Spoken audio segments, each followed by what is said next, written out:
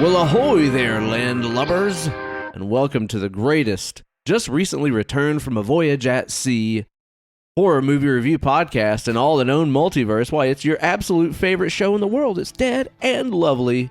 Here with the host with the most. Why, it is I, Uncle Ben. And fresh down from my widow's walk, Hollywood Steve. I was looking out to the sea for my man to return. Oh, you don't say? Yeah. And did you see me cross the horizon? Yeah, as I saw the sails, I said to the children, bring your father a pail. I don't know what it meant. Well, I'm glad that they did. They did. Yeah, I just got back from a voyage at sea. I'm actually finally just kind of getting my land legs back, man. Yeah? Dude, I don't know what the deal is. Usually after we do one of these cruises, like, Not a problem. it's not really a big deal, but for some reason, like, all of us, it was like, maybe 3 days later, a couple of us were playing a show together in Boogie Nights, and we were all on stage, like, after songs, we'd be like, did you just feel the stage move? And it's like, yep.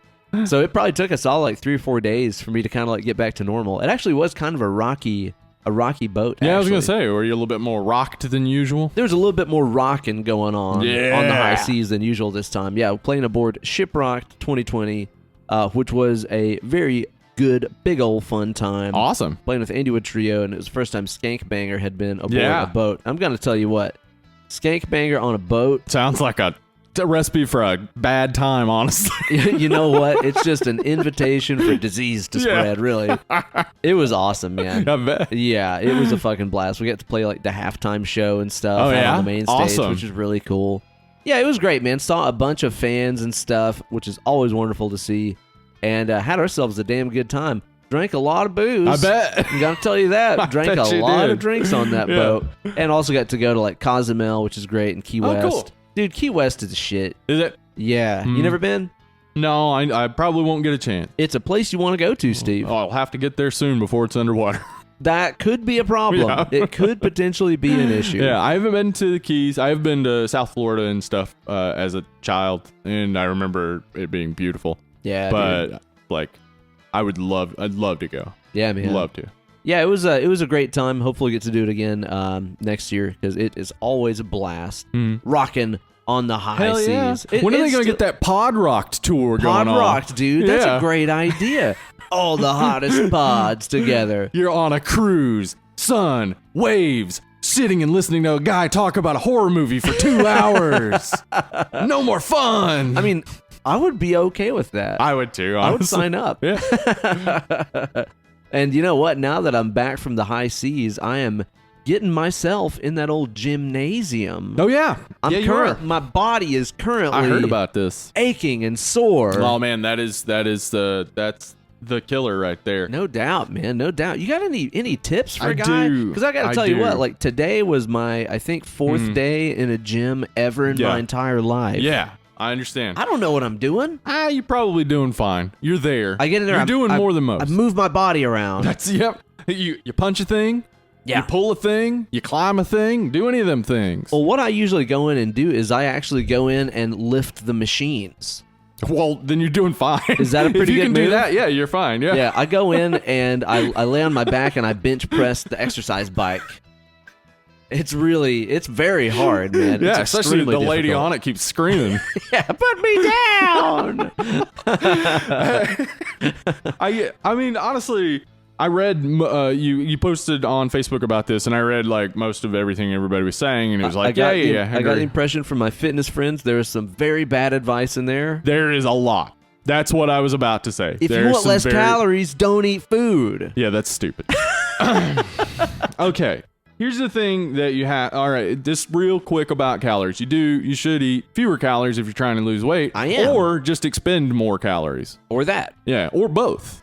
You do both, it goes faster. Can I eat a sandwich on the treadmill? Why the hell not? All right. I mean, it's not. It might choke you. Oh, I got some salami in the gears.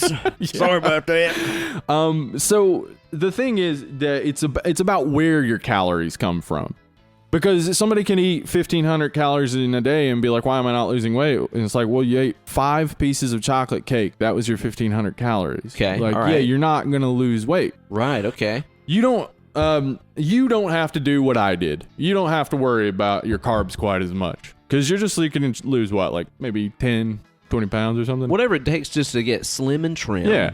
I want to look like a drug addict, Steve. All right. Like a true 80s drug addict. Well, what you really just need is just extra. Heroin. Yes. You need probably more protein. And the leanest proteins you can get are fish and chicken. I like those things. And maybe add in a protein shake.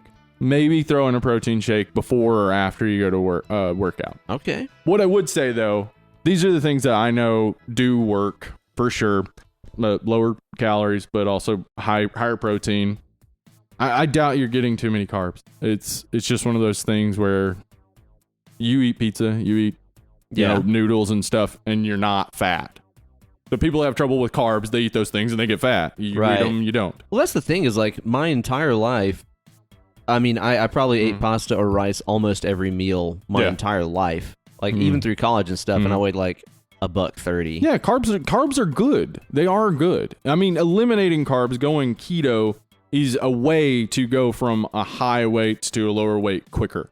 I just can't get myself to do it because I'm just like, that's not how human beings evolved to eat. It's not necessarily good, and over time it can be very bad. It can be very bad. Yeah. If you're not eating right and you're not getting the right like carb, proteins, and just all of your minerals and vitamins and stuff, because that stuff comes from food, and a lot of those things come from grains. So you got to be getting them from somewhere else. So I would say, you don't have to change much about your diet. People probably recommended supplements. Again, there's not much of a reason to take. I need to drink less. Okay. I definitely need to drink less. That's a definite probably for anybody. That's just good for me, period. Other than, even outside of like trying to go to the gym and stuff, like I just need to drink less in general. Yeah, just drink maybe a little bit less. I'm trying to cut out beer at home. I'm just doing like straight liquor at home. Yes. But even then, I'm trying to do less. I was going to say, people hear that like, how is that an improvement? Instead of a pint of beer, I drink a pint of whiskey. Fewer calories. Hey, I can't eat any excess carbs if I'm knocked the fuck out. Yeah. I would say, especially actually though, because of drinking, most adults are low on magnesium and D3, and most multivitamins don't provide them. And they both have been proven helpful in weight loss and in helping with muscle growth. So take that as you will. You don't have to do it, but... Don't tell me how to live my life. But working out is the most important thing. I do cardio every single day that I can. All right. Usually this is the day when we record that I just don't do anything. I've mainly been doing a lot of that rowing machine. I like that because you get a little bit of a full body thing. Yes, that's a much better move than a lot of the other machines you could go with. Yeah, rowing machine or... I do an exercise bicycle. Exercise bikes are fun. I stopped using them because I read that if you work on an elliptical... you're also working your core. Yeah. Kate's about that elliptical. Yeah, because you're balancing yourself up on it. So I started using the elliptical all the time, and I found that it did really strengthen my core, and I felt like it was easier to get out of bed and much easier to stand up and stuff. This was early on. Now I don't have any trouble with any of that, but early on, that was a good feeling to have. Yeah. Like, oh, right, my muscles work. So yeah, cardio. You're just trying to lose weight, and then lift weight, but don't go too crazy. Just don't hurt yourself is what I would say. That's the biggest thing that I worry about, especially with like, being a performer and playing music and stuff like that. It's like, I can't go... You can't afford that. Fucking my back up or like, ruining my hands or anything. I can't mess around with that. So I got to take it kind of easy, I guess. You can stick with machines, honestly. Like, I stuck with machines probably for the first 3 months of working out because... if you haven't worked out in a long time, a lot of your stabilizing muscles and stuff are really weak. So I've never worked out. Yeah. Like our weight training class we had in college, right, which was a college class. That's the closest thing I ever did to like going to a gym. Yeah. This is all a brand new world to me. Okay, maybe just start with the machines. The one that you have to watch out for is some idiots still pull the lat pull down bar behind their neck. Do not do that. Don't do that. Yeah, you pull it to your mid chest. Okay. Yeah. Other than that, you're safe. Just don't go too heavy. Like, yeah, I mean, you could go heavy if you want to gain a bunch of muscle, but there's no reason to. Yeah, no, I'd rather not. For you, I'd say it's simple. It's as easy as what you're saying. Just cut down on alcohol a little bit. Maybe write down what you eat and see if you're getting too many calories. You probably aren't. Okay. Yeah. But sometimes when you write it down, it's like, oh, shit, I didn't realize. Yeah, where did that come from? Yeah. And if you want to get fit, you got to get that Vita Vegemin. Yeah, exactly. Like, you don't need that shit. That's crazy. I'll tell you one thing that I'm looking forward to about fitness, and that's fitting this beer into this glass. Yeah. Now that we were just talking about all the alcohol I'm going to try to not be consuming, let's get ourselves a pull, Steve. It's just not a dead lovely without getting a pull. Why don't you go ahead and explain around what kind of beer you picked up for us, okay, Steve? so Ben told me he didn't have any beer, so I stopped by Pretentious on my way in, and they had such an awesome looking board, and then I read what it was, and I was like, yes. The board had Buffalo Bill from Silence of the Lambs with his dick between his legs, of course. I'm on board. Uh-huh. He loves doing that. He does. He really does. It was one of his favorite things. He loved skinning folks, wearing a skin suit, doing a nice tucking that dick between his legs. But I saw it was called Silence of the Plums, and it's a plum stout. I have never heard of that. this. That sounds awesome. So I'm already on board with this. I asked the guy behind the bar, like, is it what's it like? Is it good? And he was like, it's one of my favorite things we've had in a while. Awesome. So it's a plum stout, huh? Yeah. That's just a plum stout beer right there. What's Boom. the ABV on this bad boy? It's like 7.1, I think. Okay, so not nuts, but above average. Above average. Let's find out about this guy right here. Great. Look at that. It does. It looks very Pours nice. well. Uh-huh. Yeah, Pretentious is never a letdown, man, so I'm excited to try this bad boy outright, yeah.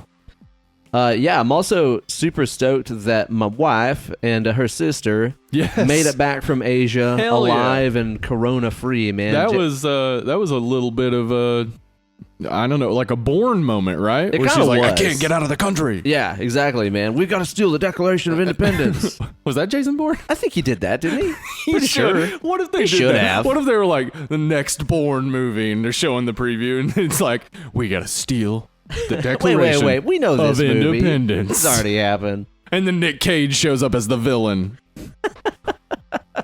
Yeah, they made it out, man. And Jessie's whole scenario of getting out of China, where she was living, teaching English as a second language, and coming back to the States was crazy. But she made it back okay, and she's doing a little self-quarantine right now, just in case, you know. Which, dude, so she's kicked back with a 12-pack of Coronas. Yeah, exactly.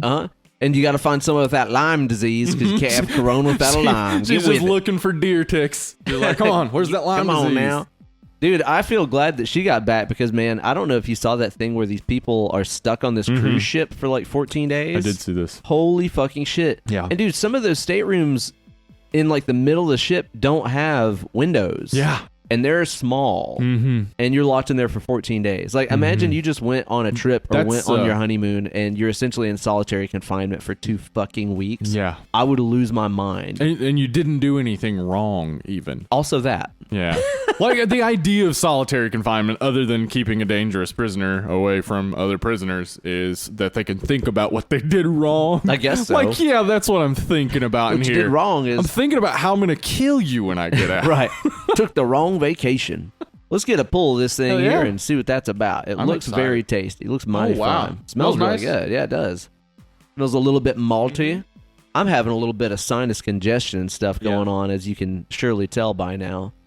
How's that treat you? Is that something good? Yes. Okay.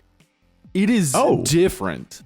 That is Because, like, different. it's got the stout qualities to it, but, like, just as kind of they're starting, you get some of that plum sweetness that backs it up. But it's not too sugary either. It's really not. It's nice and malty. It's stout. It's still lighter than I thought it would be, though. Exactly. Damn. That's very nice. That's like the weird stout that you could have in like the spring or summer, and it wouldn't be like too heavy, you know? Wow, that's unique. I can't really compare that to anything. Yeah, that I've had I think before. I could drink a few of those. I won't, but I could. Very nice, man. I think about the only thing that I've had time to watch since I got back is like half of Toy Story 2 and Toy Story 3. I think that's about all that I've watched, man. I'll tell you what, though, it is crazy to see the quantum leaps in the animation and stuff that they made. Yeah, it goes far. Because what 2 was like, was that 2001 or something? Like that, yeah. It was early, and then 3 was then quite later 2000, Yeah, and we're doing that so we can watch Toy Story 4, which is on Disney Plus, and I haven't seen it yet. I haven't seen 3 either. God damn, I swear to God, though, man, like, even when you know it's coming, the very end of Toy Story 3 where they reach out little hands and start holding them, fuck, man, it's crushing. It's just absolutely brutal. Why does Pixar have to fuck with my emotions like this, dude? Because they love you, Ben. No. They're trying to teach you about love. You been watching anything? Yeah, I watched a whole bunch of stuff because we haven't recorded in a couple weeks. Yeah, that's right. Yeah. We did a little double up there making up for when I was going to be gone. I'll try to just abridge it and say I watched Venom. Oh, okay, I want to know about Venom. You're talking about the Tom Hardy Venom, which has no relation to the Spider-Man or Marvel but universes. it does probably now because of the Morbius movie.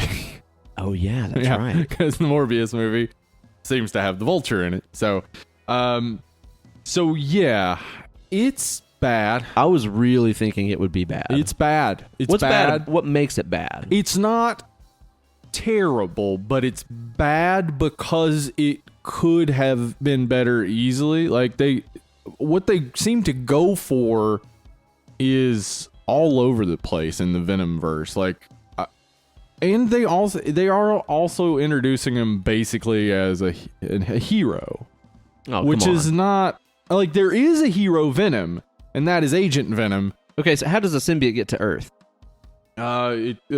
Like astronauts or whatever. Yeah. Okay, so it does stick with that. Yeah. And I hopefully because the whole Venom symbiote like a background story because the symbiote like there's like a whole planet like a symbiote god. I love Venom. Venom was like always one of my favorites. Super interesting, and he could be very interesting in part of like the Guardians of the Galaxy universe or something. Wow, yeah, dude. And also really don't mind the idea of Tom Hardy. Tom Hardy, I love Tom Hardy. Tom Hardy as Eddie Brock. No, I do not. I think he works just fine as Eddie Brock, and then he's just fine as the funny Venom. He's just fine. It's just with the Marvel movies, we're not used to just fine. We're used to being like, yes, fucking kick ass. That is who Iron Man is. That is Spider-Man. Would this have been like passable if it was released in the era of like X-Men? Yes. It would have been much more passable. It would have been like it's better than Spider-Man 3 for sure. Definitely. It's the best Venom movie that currently exists. Of all the Venom movies, it's number one. All two. So yeah, I was disappointed by it and really just like what really makes me angry at movies is when I see where they could have easily gone the right way. Like if it's a low budget shitty movie, I'm not going to get mad at it. But when they're spending like hundreds of millions of dollars on this, it's like take some time with those hundreds of millions of dollars. Just take some time and make sure this story is interesting and fun and put it in the hands of people that give a shit about the source material. Find people who actually care. That's usually the most important thing, and Sony has never been great at that. They just lucked into Sam Raimi. Yeah. Yeah. Oh, speaking of Sam Raimi, did you hear that he's doing the new Doctor Strange? Oh my god! And he has like a huge amount of creative control over it. So fuck yeah, dude. I'm excited for that. On deck with that. Though that could also be a negative. I don't know how Spider-Man 3. Yeah, but that was actually Sony's fault. He didn't have creative control over it, and he did have more creative control over 1 and 2. All right, over 3, they made him put Venom, Sandman, and Green Goblin. I mean, come on, which is just too much. Yeah, because I think they were trying to set up a Sinister Six movie back then. Oh, I see. Yeah, but it's like you can't force it. Just let it be. Like, is it not okay to make $800 million instead of $1 billion? Like, can you just let your movie make $800 million so you can set up a $1 billion movie? Like, you don't have to make every movie be the $1 billion movie. Right. And that's why Sony always fails. They try to push everything all together and make it into all one movie, and it won't work. Yeah, you're not wrong about that. Well, okay, so Venom was overall kind of shit. Overall kind of shit. Jenny Slate's great. I like Jenny Slate and Tom Hardy. And Riz Ahmed, I think, is the guy who plays the villain. He does a good job. I can't complain about any of the acting or that stuff, but it's just the story and the way it comes together. It's just not good. All right. What else have you been watching? Well, we've been watching some fun stuff on the Friday Night Streaming Chat. Oh, yeah? Got some good ones? It has been improved vastly the past 2 weeks. Okay, great. We watched Zombie 2. Fuck yeah. A couple weeks masterpiece. ago. It's sitting over there on the shelf right there. I love Zombie 2. It's awesome. So much. I don't know how we've not done it on the show yet, dude. Well, it's really ridiculous and bad, but it's awesome. Dude, that soundtrack and stuff is fantastic. There's so many great kills. Dude, a fucking topless woman fighting a shark who gets interrupted by a zombie fighting a shark while her boobs are out.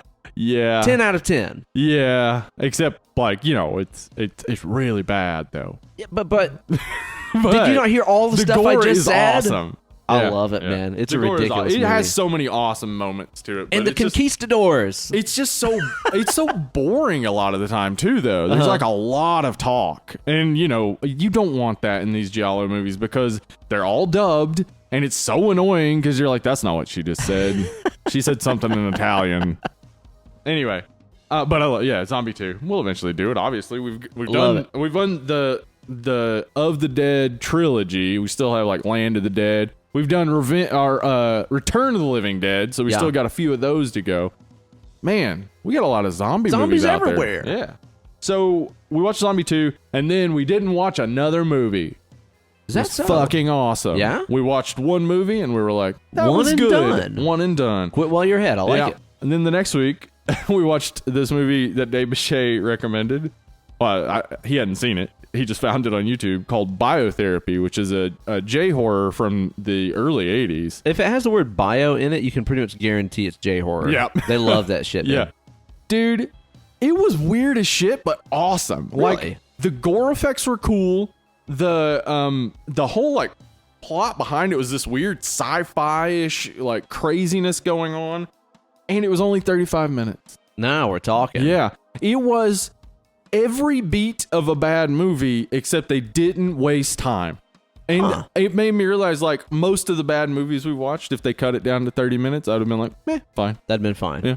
Right on. Okay. And then we watched, and this is all I want to talk about for the rest of my life, Dolomite. Dolomite, dude. God damn Dolomite. So I have not seen this, but you were singing the praises of that I Am Dolomite documentary thing that you just watched. So well, it's not a documentary. It's a recreation of the making of, and it stars Eddie Murphy, and it's awesome. Dolomite is My Name is on Netflix. I recommend it. So you don't have to have seen the movie to enjoy that. Right. But seeing that got you ready to watch the movie. Got me ready to watch the movie, and then watching the movie, like, I think maybe if I hadn't seen Dolomite is My Name before, I wouldn't have gotten into it as immediately as I did. But knowing that it's a comedian, and this is supposed to be fun and funny, was just like, oh, okay. I get it. Like, it's just this over-the-top ridiculousness, and, like, he's delivering his lines like a guy who can't act because he's a guy who can't act. And, like, crazy shit happens. Like, he grabs a man's guts through his skin and rips them out. I like that. He hates him that much. That's a good move. Yeah. That is what... Finish him. That is what causes his FBI friend to say, God damn Dolomite. You ripped that man's guts out. And I keep saying that all the time. Like, just walking, like, it just comes to head. Always work. God damn Dolomite. It's just crazy. He's got an army of kung fu prostitutes. He's got all sorts of guns. They're just shooting guns all the time. They blow up a car. It's amazing. It sounds like Black Dynamite. Well, Black Dynamite's obviously, working off of that. Gotcha. Yeah.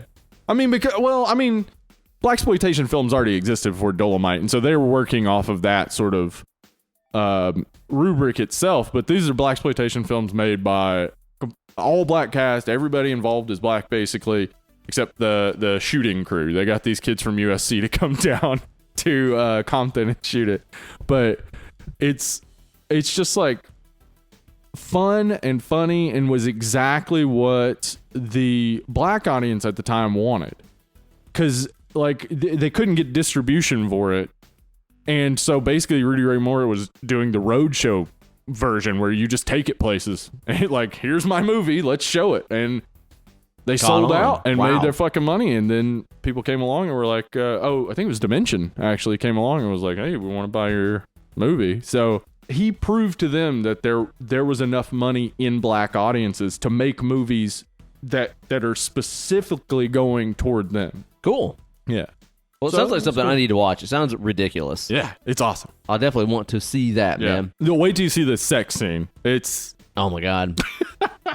And, there's a lot of stuff I'm, like, dying to watch right now, too. Like I said, we're going to watch Toy Story 4, which is not horror-related, but I absolutely can't wait to watch Parasite. Everybody's been blowing up about this movie, and it just, destroyed the Oscars. I obviously haven't seen it yet, but have you seen Snowpiercer? I've seen Snowpiercer, which is crazy. It's a cool movie. Well, yeah, Anyway. I'm dying to watch Parasite. Though, Yeah, man. so I want to see Parasite as well, and as soon as we can, we'll do it on the show. Because hell yeah. I mean, it's not a horror movie; it's a psychological thriller. But yeah, I've heard it gets crazy twisted towards maybe we the should end. just do a whole month of like Silence of the Lambs, Yeah. 7. Yeah, these things Parasite. that kind of like ride the line. Yeah. You know. I mean, a good we've done idea. stuff like that before. Mother, whatever. Yeah, but yeah, I'd love to see it. Right on. I read the sort of plot synopsis and I was like, yes. I don't know like anything about it, and Okay. I want to keep it that way. I Yeah, want to go in keep it that totally way then. blind. Yeah, You know, reading the plot synopsis, I was like, we needed this movie. killer, Yeah. dude. Well, yeah, we'll definitely be doing that one soon, sometime here on the show. But of course, we're here today to be talking about Jordan Peele's 2019 Us, which is a crazy fucking movie. Obviously, this is going to be very spoiler heavy. Yeah, I mean, this came out like over a year ago. Yeah.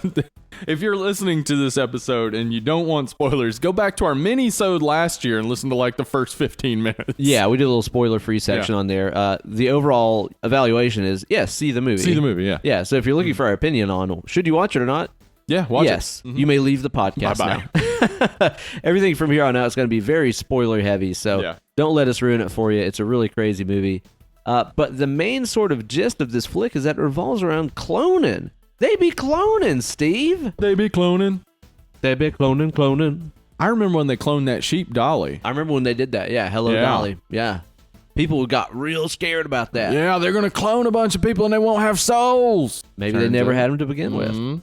Maybe it's that. Yep. So, Ben, Yeah. we found a list of movies about clones. Oh, what's about clones, huh? Yeah, Well, maybe we talk about those. I think we should. Why don't we? Well, why don't we slide on in to the preview palace? Welcome to the preview palace. It's really like we're clones. We're tethered. Yeah, we're tethered, totally. And before we get on to the movie review portion of the show here, let's talk about some of our favorite movies and not favorite movies. Yeah, oh yeah. Some of them there aren't What be as about good. cloning, man? Yeah, I mean, I think the The obvious one's got to be Body Snatchers. Invasion of the Body Snatchers. Yeah, That's an obvious one. That's an obvious one, and there are 3 versions of that. I think so. Yeah, so And you love them all. I actually don't like any of them too much. I'll be honest, I've never seen any of them. Yeah, they're not great. I mean, they had an important message, I guess, in the 50s. In the 70s, which is I think the best one with Donald Sutherland, it's real interesting in some ways, but mostly just boring. Okay. I feel. Yeah. I think a lot of 70s horror movies fall They into are. that though. Yeah. where they're just a little too long. Important Yeah. but boring. Yeah. Yeah. So yeah, there's that. I mean, there's also movies like Michael Bay's The Island, Which I maintain is not that bad. I maintain isn't good. We don't like Michael Bay. We don't, obviously, because we Yeah. like things that are nice over here. Well, is there a Michael Bay movie I like? Bad Boys. Bad Boys. There we okay. go. All right. So he had not all of his stuff is shit, but I just didn't think that The Island came together well. But the story's the premise interesting. is really cool. Premise is cool. Yep. But you said it's a remake, huh? I didn't know that. I think so. I believe it's a remake or an adaptation or something. Yeah. I didn't really read about it. I was going to, but I read about a whole lot of stuff. You'll hear about it in the next couple hours. I think it was a remake of a British flick called He's a Clone, isn't it? Isn't it? Isn't that a clone over there? Hey, clone! Mate, Yeah. can we get a pint? I think that was it. Yeah. The British are known for asking clones if they want to get a pint. Yeah. Because a clone can't get a pint, then you kill him. Oh, that's how you know. Mhm. Can't get a point, mate. There's Fuck also you then. the Tom Cruise movie Oblivion, which I haven't seen. I haven't seen that either. I heard it was surprisingly okay. I heard that as well. I actually preferred Live, Die, Repeat. I like that movie a lot. Yeah, I thought that was that cool was flick. fun. Yeah, Yeah. it was a fun movie. But that's not about clones. No, it's not. What is? What is about clones, Ben? Well, let's just start with a little movie called Moon. Moon. With Yes. That's got a Sam Rockwell. Sam Rockwell. Love Sam Rockwell. Guess who else is in it? Sam Rockwell. Sam Rockwell. Yep. Now, this movie, I mean, honestly, even just by saying that Moon is a movie about clones, we just spoiled the whole movie. Right? Fuck. See, the thing is, though, is like I heard that it was really awesome, and then somebody spoiled it for me. Just now. His asshole did. No. Nah, but I mean, like, it's been out for fucking 10 years or something. So I'm not really that worried about it. Is that true of any of the others here? It's true of most of these. I think so. So, sorry. None of these are new movies, though. Yeah, Come on. Duncan Jones's Moon came out over a decade ago. I've heard that's a really cool flick. It's great. I really enjoyed it. In fact, honestly, the twist is not... Oh, actually, it is. It's kind of important. It's like the whole thing. Got it. Yeah. Movies about dead people. The Sixth Sense. Yep. So you got Moon, though. I really enjoyed Moon. Then there's The Prestige. I really liked The Prestige a lot. Or at least I think I did. I only saw it one time, but I remember really enjoying it, man. You've got a fucking Dave Bowie in there. You do, and it's like, so the central premise is interesting. Two competing magicians. The Edison Tesla thing. Yeah, the addition of the Edison Tesla thing I think is very interesting. I mean, it's not steampunk. I can't remember what they call it, but it's like just this real interesting melding of when we tend to think of, say, the late 19th, early 20th century, we all think of people in stuffy coats, and we don't even think about cars when you try to think about that. But like, cars existed by the time like the late 1890s and early 1900s. Cars were already around. Electricity was being discovered. Like, all these things were happening all quickly, and it's just this real interesting blip of a moment where, things were exploding and becoming new and vibrant and different. So I think the setting choice really made The Prestige for me. Yeah. I like it a lot, man. It's a gorgeous flick, and the way that it kind of takes a turn towards the end of the movie, I did not see coming at all. No. I think that's part of the reason I liked it so much. Yeah. What about a little flick called Boys from Brazil? Now, Kate has seen this movie and has told me that it's really awesome, and I know the basic premise of it, and it sounds like something that would be right up my alley, because it sounds really fucking weird. Yeah. That's the way to put it. Okay, right on. Really fucking weird. It's got some people who's down there cloning Nazis or something, right? Yeah, in South America. This is, I mean, like, based off of the not just conspiracy theory, but actual fact that a lot of Nazis escaped from Germany to South America to escape the Nuremberg trials. So it's basically based off that idea, and if you haven't seen it, you'll be really surprised by the fact that you kind of have. It's been like referenced and homaged a good bit in a lot of science fiction. So I maybe I'll try to not go too much into it. Okay. I'll just say definitely worth watching and definitely weird. Right on, man. I want to see that. So here's one you have seen, Ben. What's that? And one we've covered on the show. Jurassic Park. What? Jurassic Park? That's about dinosaurs. Yeah, but they're clones. They are clones of each other, though. Yeah. That is true. That's kind of like briefly touched on. It's way more fleshed out in the book and stuff. Yeah. Yeah, they are essentially just sort of clones of each other. Mm-hmm. Which, I guess they kind of like decided to shit on that later on. Oh, yes, they did. Remember Chris Pratt has like all the raptors that are all unique, and this one's smarter than the others. That means it's not a clone. Yeah. But all the dinosaurs... Of all them lesbian dinosaurs, listen to our episode about that, and you'll find out all about it. Seriously. Jurassic Park's all about women and lesbians taking over the world, y'all. That's a fact. It really is. Yeah. It's a fact. Mm-hmm. Check out the episode. Watch that movie again. Tell me I'm wrong. You can't. You can't. Now, let me tell you, Ben. Despite the fact that I don't like this movie, I didn't realize that it fits into this category until I was really researching, trying to find movies to say for this list. The Fifth Element. Now, why in the world would you not like that? You've got a Lilu who's a gorgeous clone lady. She's a clone of the Fifth Element itself. Exactly. Yeah. So why wouldn't you like that? That's an interesting idea.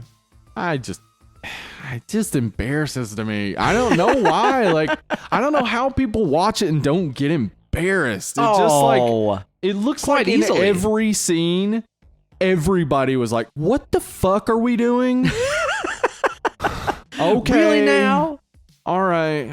And then Chris Tucker was like, you wrapped a carpet around me. A cheetah print carpet. He did that, yeah. and you've dyed my hair blonde, and you just want me to go out there and Chris Tucker it up? That's the idea. I guess I will be the best part of this movie. If I have to. Yeah. You need to give it a second, third, fourth, fifth chance, I've Steve. given it so many chances. It is a very silly movie. It's a silly movie. I kind of liked Lucy. That was him, right? I think that was Lucy. Yeah. I believe you did kind that. of like Lucy. It the got ending kinda made ridiculous. no sense. Yeah, it got kind of ridiculous there at the end, but yeah, had some enjoyable moments in there. Didn't he do that other fucking sci-fi movie? Oh, the Valerian or whatever it's called. Yeah, that's not good at all. That's really bad. No, it's a really bad movie, man. It is. I am Luc Besson. Why are you talking to me like this? That's my French accent. That's pretty good. Yeah. It's not bad. A bit Quebec. Sacre bleu. Sacre bleu. You want me to make the movie? But of course. Who wants a la back blue? Okay, right. Yeah, that's French. Yeah. I'll save the best for last, Ben. Okay, what's the best one here for last? Multiplicity. Multiplicity with Batman. Michael Keaton and Michael Keaton and Michael Keaton. Shit, man. And more Michael Keatons. There's a lot of them.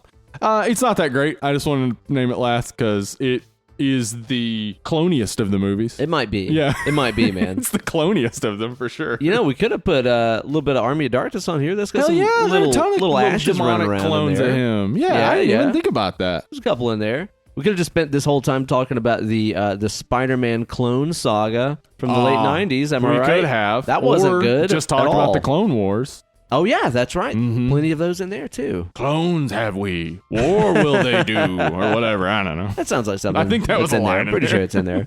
You guys let us know what your favorite clone-based features that we missed on the list here are, but I think that's probably the majority of them, there are a few. There are a few that I saw that I just have not seen and hadn't heard of. Dude, Where's My Clone? Dude, Where's My Clone? I think we're a clone now. Stuff like that. A clone in the dark. There was one with Garfield. What's his name? Fuck. What's his first name? Andrew Garfield. Okay, I was like Bill Murray. Yeah, but but they're two. It's two Lorenzo kitties. Music and Garfield. Lorenzo Music and Bill Murray. That's right. Garfield and Garfield. No, it's I won't say too much, but it was basically about a world where we have clones and we use them for body parts. That sounds like The Island. Sounds like The Island, but in this case, it's a little different. Okay. Just a little different. All but right. yeah, they're similar. The Island and they're similar, except The Island is full of action shots and Hell yeah, it cars. is. Yeah. Well, Steve, the subject of our show here that we're going to be talking about today is none other than Jordan Peele's Us from 2019. And longtime listeners of the show will know we did a mini-sode on this with our first impressions. Yeah. Right after we saw the movie, whenever it came out. And there's definitely stuff we said in there that we won't be saying in here. Yeah. We'll try not to retread too much. Yeah. I mean, there's things that we can't not say. Yeah, for sure. I mean, like, I don't want to go back and talk about the allegory of the cave too much, but that was something that we talked about in the mini-sode about the philosophical concept of Plato's allegory of the cave, where someone is kept in a cave and there's a light source from behind them that shows them shadows of what's going on in the world outside, but they can't actually see the world outside. They just see the shadows. And basically, he was talking about how our perception eliminates us from actually seeing the truth. That sounds like some kind of new age hippie bullshit to me, Steve. Yeah. Can't get into it. Yeah. Anyway, talked about it more in the mini-sode. In this, I think there's just too much more to talk about than that. And that actually is a loose fit, honestly. I think that we both kind of knew that this is one of those movies that you definitely are going to need to see a couple times. Like, we just saw it in theaters whenever we did that mini-sode, and you definitely can't catch everything on one viewing of this flick. So. This is the most I've had to research a movie in a long time. No doubt. Yeah, and not in a bad way. Not where I had to, like, be looking for obscure sources, but, like, there's just so much in here that is obvious that it's supposed to mean something, and while I couldn't find meaning for all of the things, certainly, a lot of the meanings became like, oh, that's definitely what he was going for. Wow, yeah. Because this is connected to this other thing he was doing, and this is connected to this other thing he's doing. So there's this, like, vast web of interconnections of what I will say, like, you know, when, say, we're talking about a movie and maybe somebody's listening and going, fuck you, Nightmare on Elm Street 3 is not about that. Yeah. And it's like, maybe not, honestly, because I don't know if the writer of Nightmare on Elm Street 3 is an educated person who like really knows their stuff, or they're just somebody who wrote a horror movie. But I know this about Jordan Peele and Robert Eggers and tons of other people who are making these great horror movies now. Yeah, they're smart people that know things about stuff. They are educated people. They're well-read. They're well-versed in all sorts of stuff. So it's not digging. You gotta think it's intentional. Yeah, it's not digging to find these things. It's intentional, for sure. Right on. Yeah, I definitely did notice a lot more things this time around. And this is only the second time that I watched it, so I'm sure if I watched it a couple more times, I could probably find even more little threads to tug at, you know? Yeah. I think obviously one of the things that we got to say about this movie, first of all, is that the cast does a fucking fantastic job. Lupita Nyong'o is so fucking good. Like, yeah, in general, she's great. But in this specifically, yeah, she is so good. And I'm not gonna lie, I still do have complaints about a lot of the movie. Honestly, like I'll just put it on Front Street. I'm not head over heels for this flick, honestly. Okay. But Lupita does an incredible job, even if I don't really like a lot of what she does with Red, the tethered self. I still think the voice and the delivery is just corny. I know that she did a lot of research and stuff and based it around people that have that crazy disability that causes like spasms in your voice box and all this stuff. I understand. I just don't think it sounds convincing to me. It sounds like somebody doing a voice. I don't get this complaint. I know I'm rare. Most people really like it and are freaked out by it. She also hasn't talked in 20 years. Right. She wouldn't sound normal no matter what. Sure. So what did people want the voice to be? Man, I don't know. But it just sounds like somebody doing a voice to me. I think it just seems corny. Okay. But clearly I am in the minority there. Everybody else seems to really like it. I don't think you're in the minority at all. Yeah? I was surprised by the comments on the Facebook and stuff. People hate this movie. Wow, yeah. People don't like this at all. I don't get that. Like I seriously, like, I think this is not on the same level as Get Out. Because Get Out is a very well self-contained story that, despite the fact that it uses mysticality combined with science in a very strange way that, like, isn't fully explained, it works. Like, the lack of explanation works. Yeah. So this, and you said this before, and I didn't think about it, but I agree with you that this movie maybe has too much exposition. Yeah, I think and that is the problem. Because, if you cut some of the exposition that kind of tries to explain it, it's the same movie. Like, by explaining it, totally. You're not adding anything to it. No, And, in fact, you're taking away from a potentiality for a different movie that does explain it. Because he has said that it's possible Get Out and Us are connected in the same universe, and it's obvious that Get Out and Us both use this combination of mysticality with science. So it's possible you could then make another movie that's not about the same characters, but explains some of what was going on. Like, sure, fleshes out those ideas about this is a government program that failed and they abandoned it and blah, blah, blah. Yeah. So I think maybe that is what's tripping people up a lot, is that it over convolutes itself. And it's like you said, at the end of the day, it doesn't make it better. No, it doesn't. It does not improve it. Like, to me, if we wouldn't have had any explanation, and it just would have been like everybody has a second self. There's all these tunnels and stuff underground all over the United States, and this is where everybody's underground self lives. Yeah.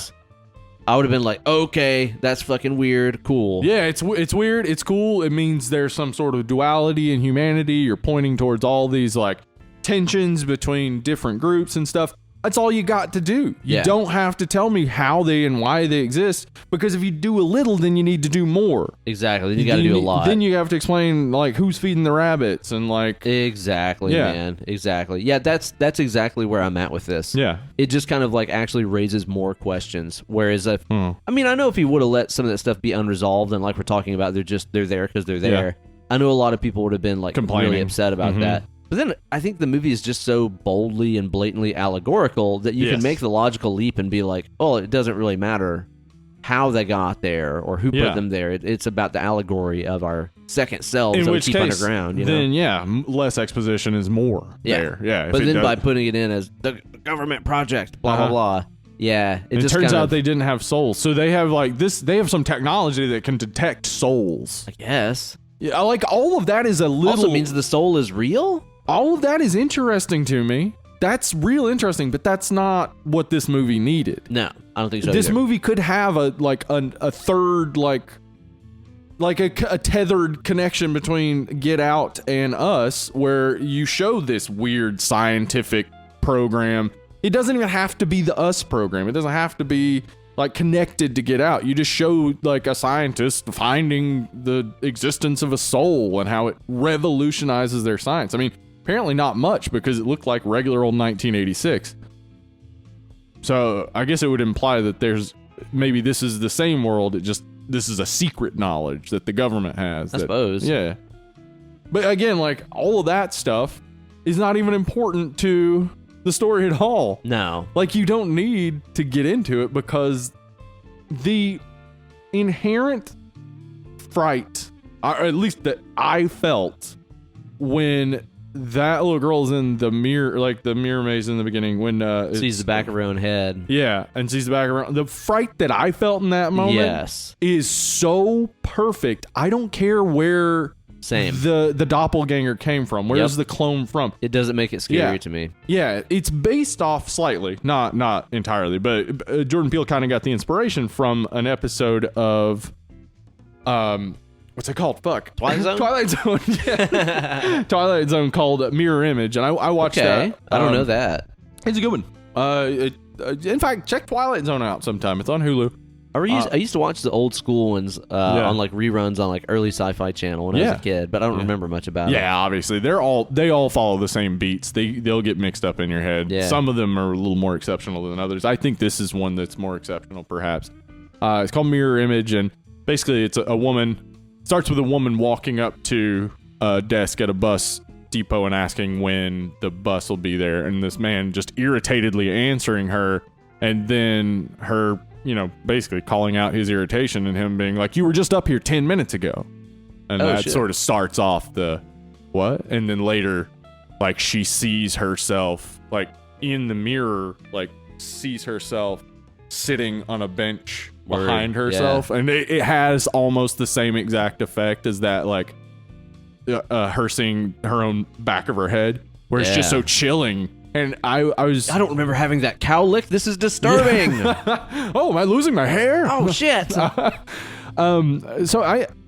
I did, like, I've already read up on doppelgangers before, but like the idea behind doppelgangers is that when two people who look exactly like see each other, that not only is it a moment of fear perhaps, but it might be a moment where the one has to destroy the other. Like, dude, like, they can't exist in the same place. Is that what's gonna happen if and when Steve Seagal and I meet? Yep. Oh my god, it's gonna get lethal, dude. You ever seen that video of him eating a carrot? Oh my god, no. You ever seen the video of him in Russia just showing off his skills, and he's so slow? Oh and yeah, so like, it's pathetic. Oh god, it's so bad. Yeah.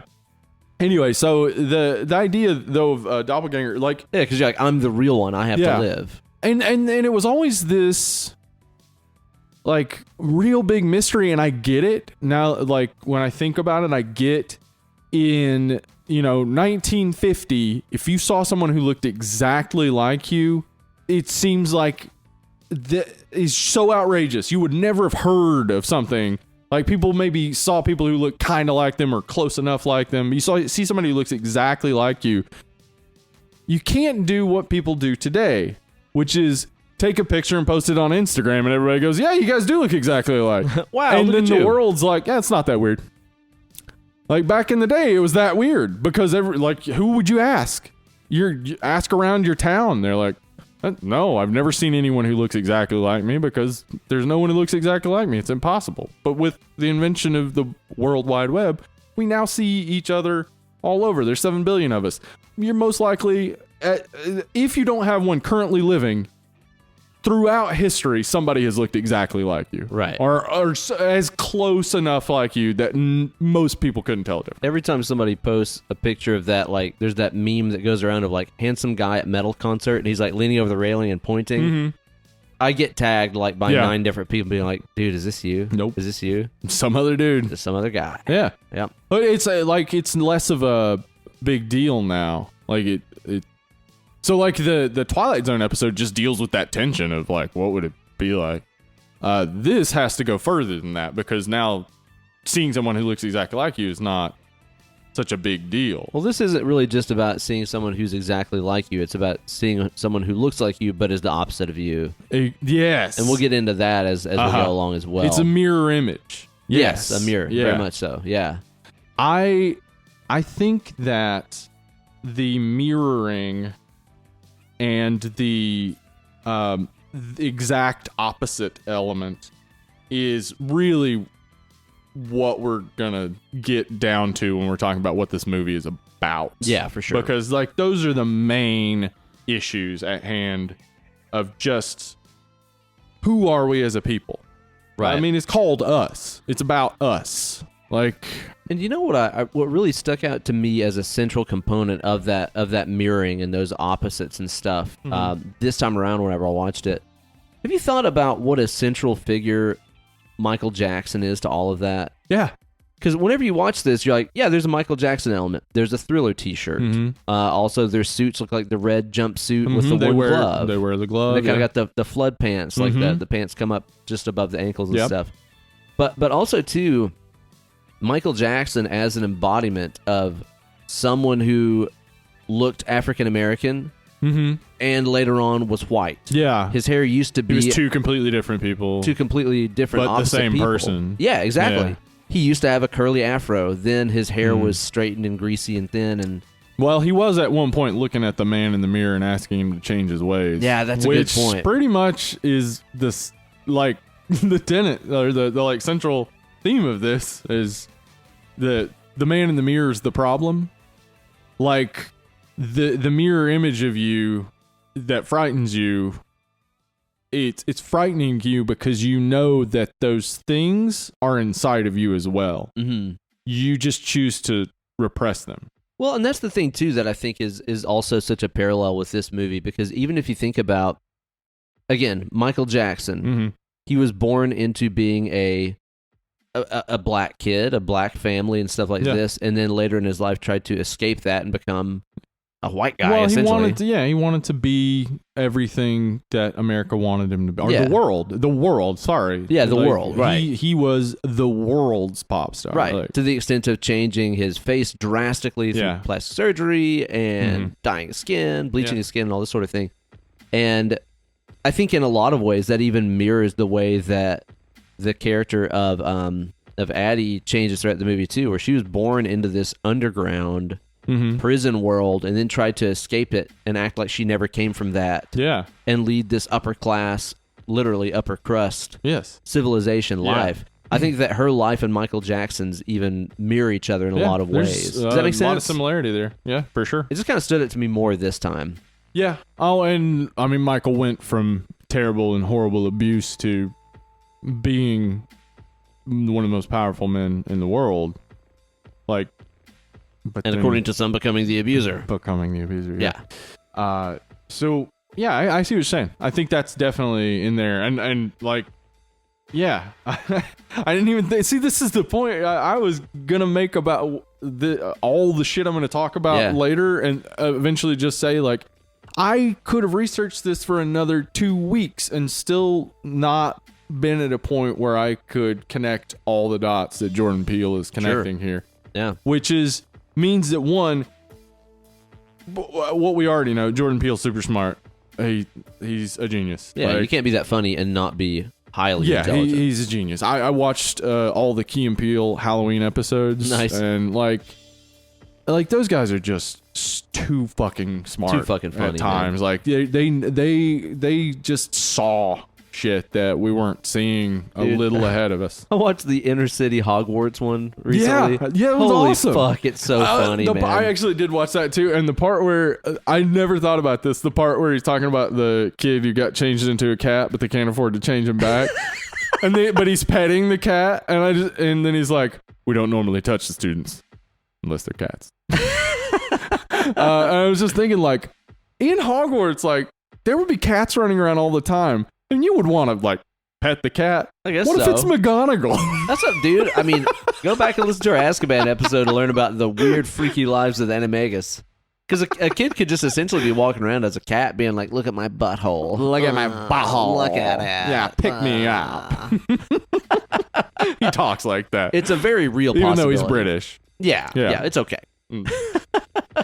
So, But yeah, obviously he meant to put a lot of these things into the movie. So this you're us right. reaching. Like, I didn't even think about the Michael Jackson thing. I didn't consider The Man in the Mirror as being like, yeah, exactly what this is about. The choice of Thriller is like a good... Oh, and also, too, again, let's just keep the Michael Jackson parallels going. The end of the Thriller video, the person you thought was a good guy all along turns out to have been the villain. Yeah. With that weird turn with the werewolf eyes, which always used to scare the shit out of me when I was a kid. The same thing happens in this. Yeah, it does. Where at the very end of the movie, mom's and the a bad kid's guy. wearing a werewolf mask. And the kid's wearing a werewolf mask, yeah.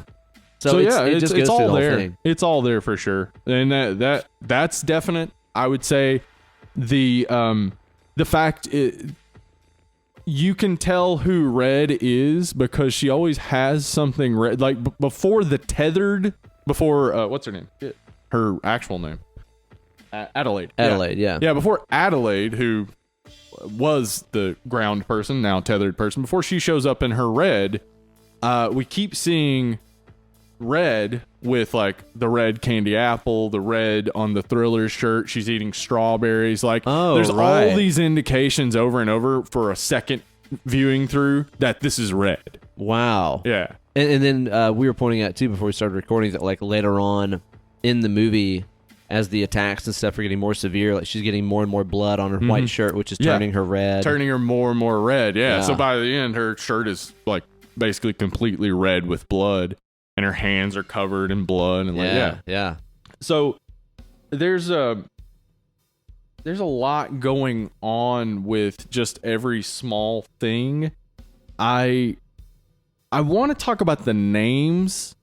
Yeah, I want to talk about the names the cast to try more to as we set, get to there too. to try to set up. Yeah, let's talk about the cast and the names because some of this I think sets up a lot of the other themes that are going on. We got Lupita Nyong'o we've been talking about, who is Adelaide and also Red. Yeah. Which I think. Okay, I know that we get in hot water all the time for being like we're too political and shit like this. Yeah, but like, well, dude, we are. But you can't fucking pretend that this movie being made in 2019.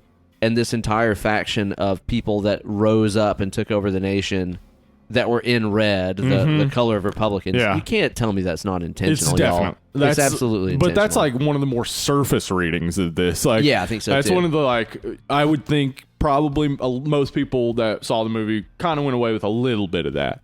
But it's hard not to notice. It's hard not to notice. But there's even more depth to it than that. But Red, like the name Red, I think that is exactly what it's getting at. That she is this embodiment of this soulless, hateful, terrible group of people that don't care if others die and this aren't interested in anyone else's suffering. So significant too, because she is the one among this legion of underground, literally voiceless people. She rises up and is the one that has even a crappy voice.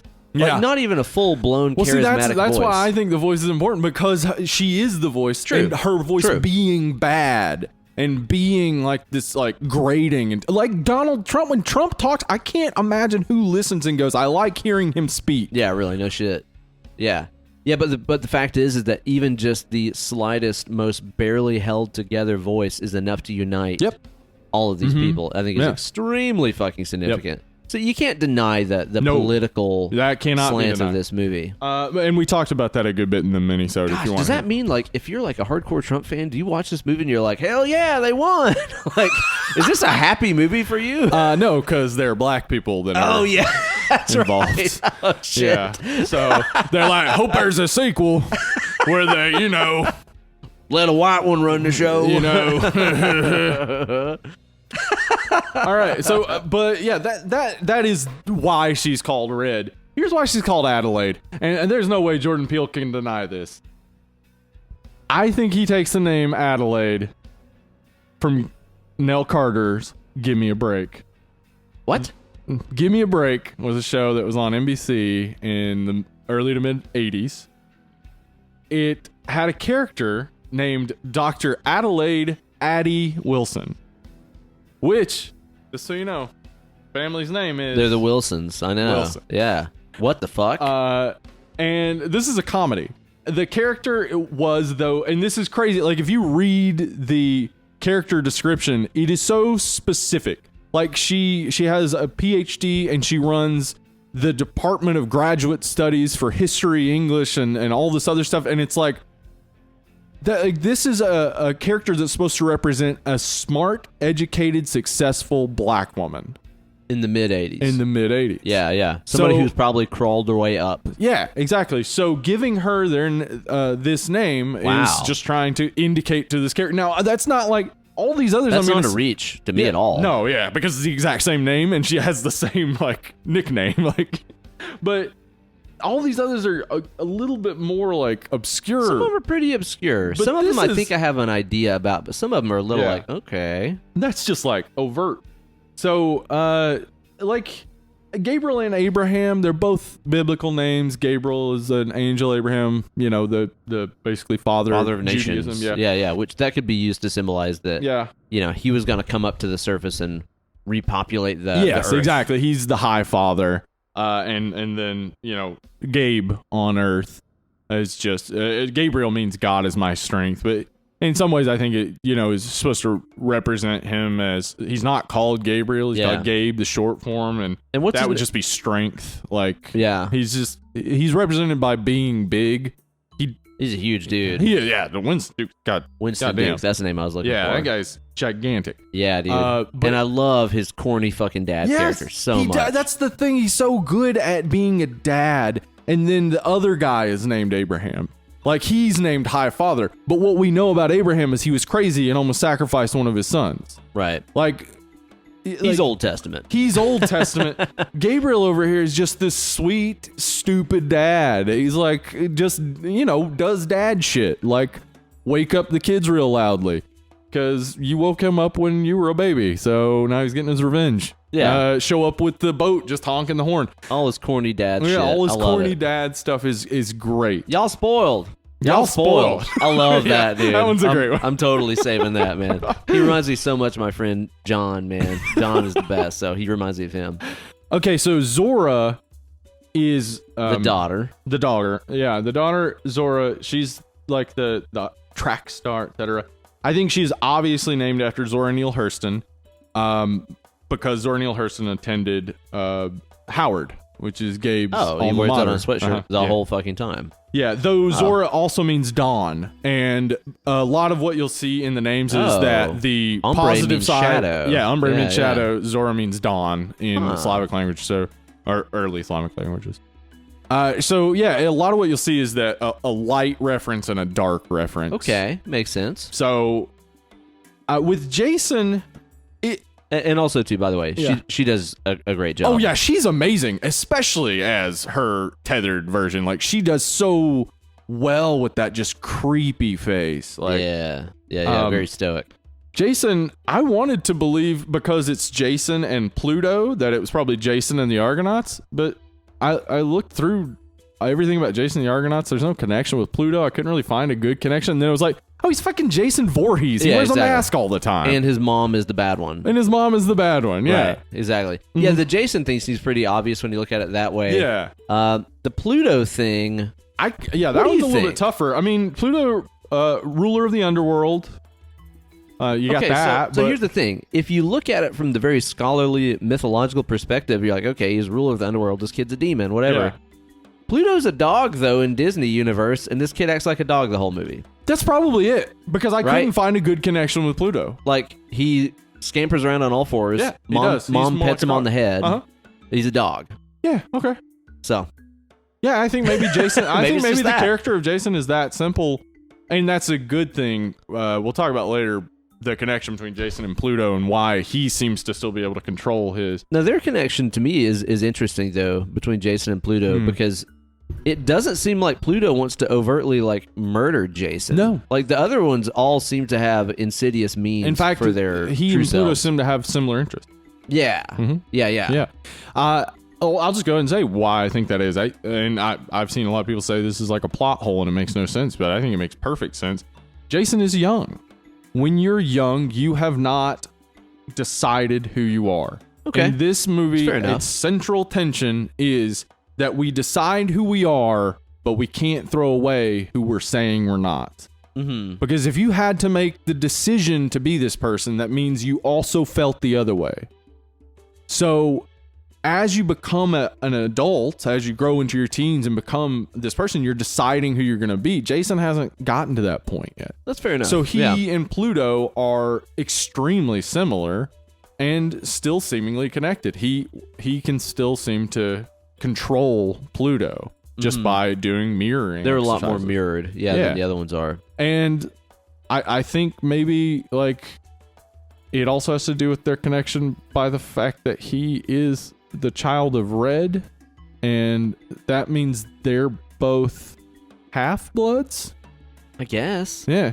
But like that would soul, would also be true of Umbra and that actually would be true of no, it would only be true of them because only one person has come up on the surface. So yeah. So these two sides are equally half-souled. I guess like so. They are the fullness of one another.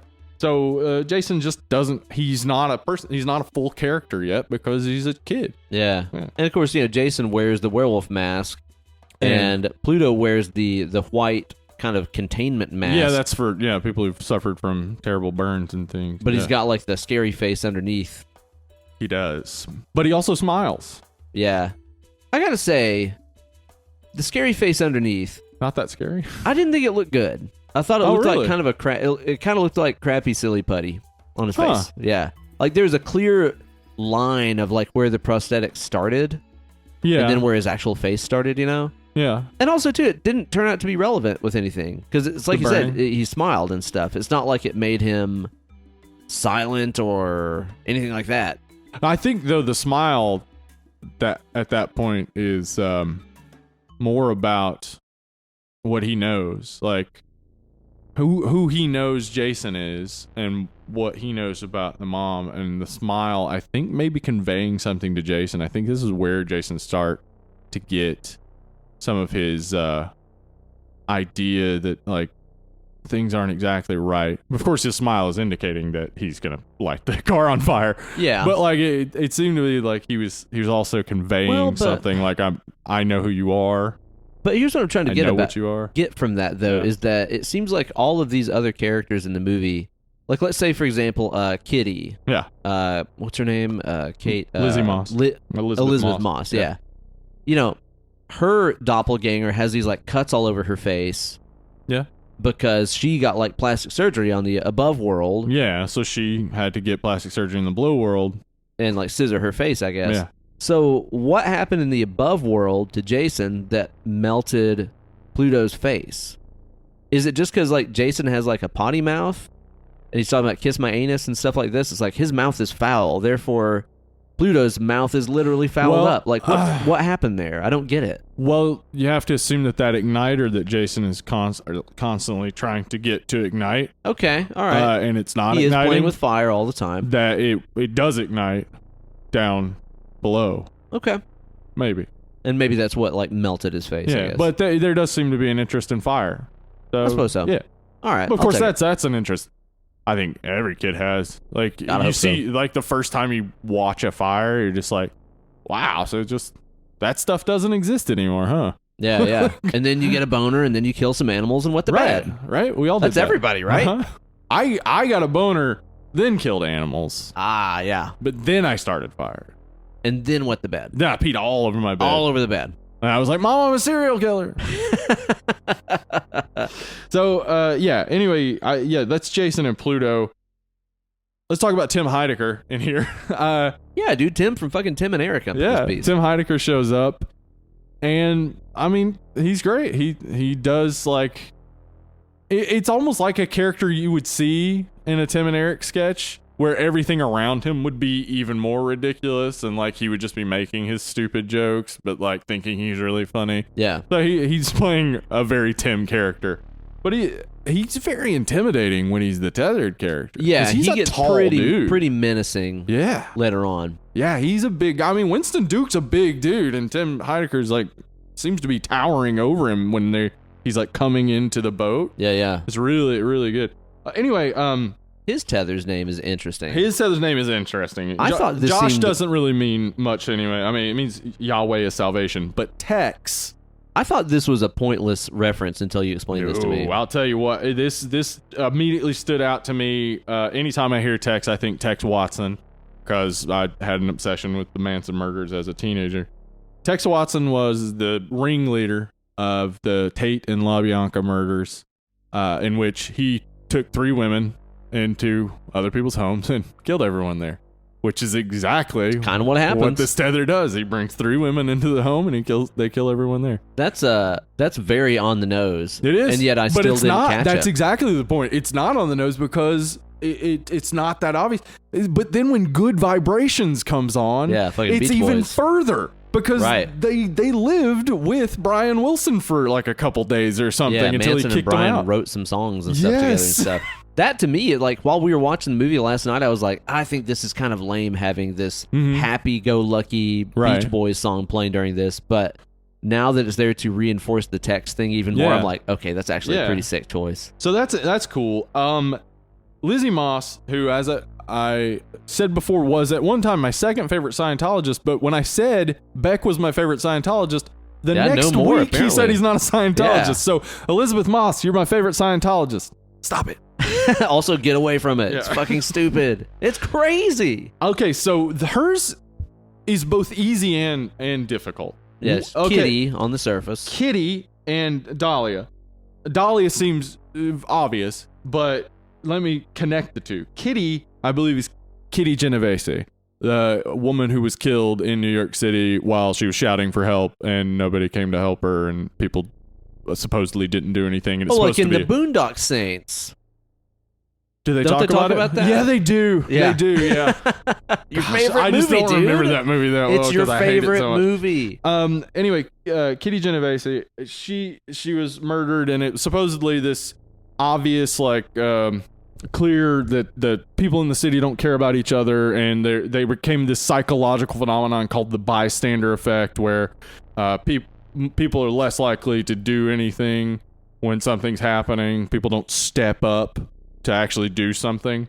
Turns out tons of people called 911 and were trying to get her help and whatnot. Fake news. Very much fake news.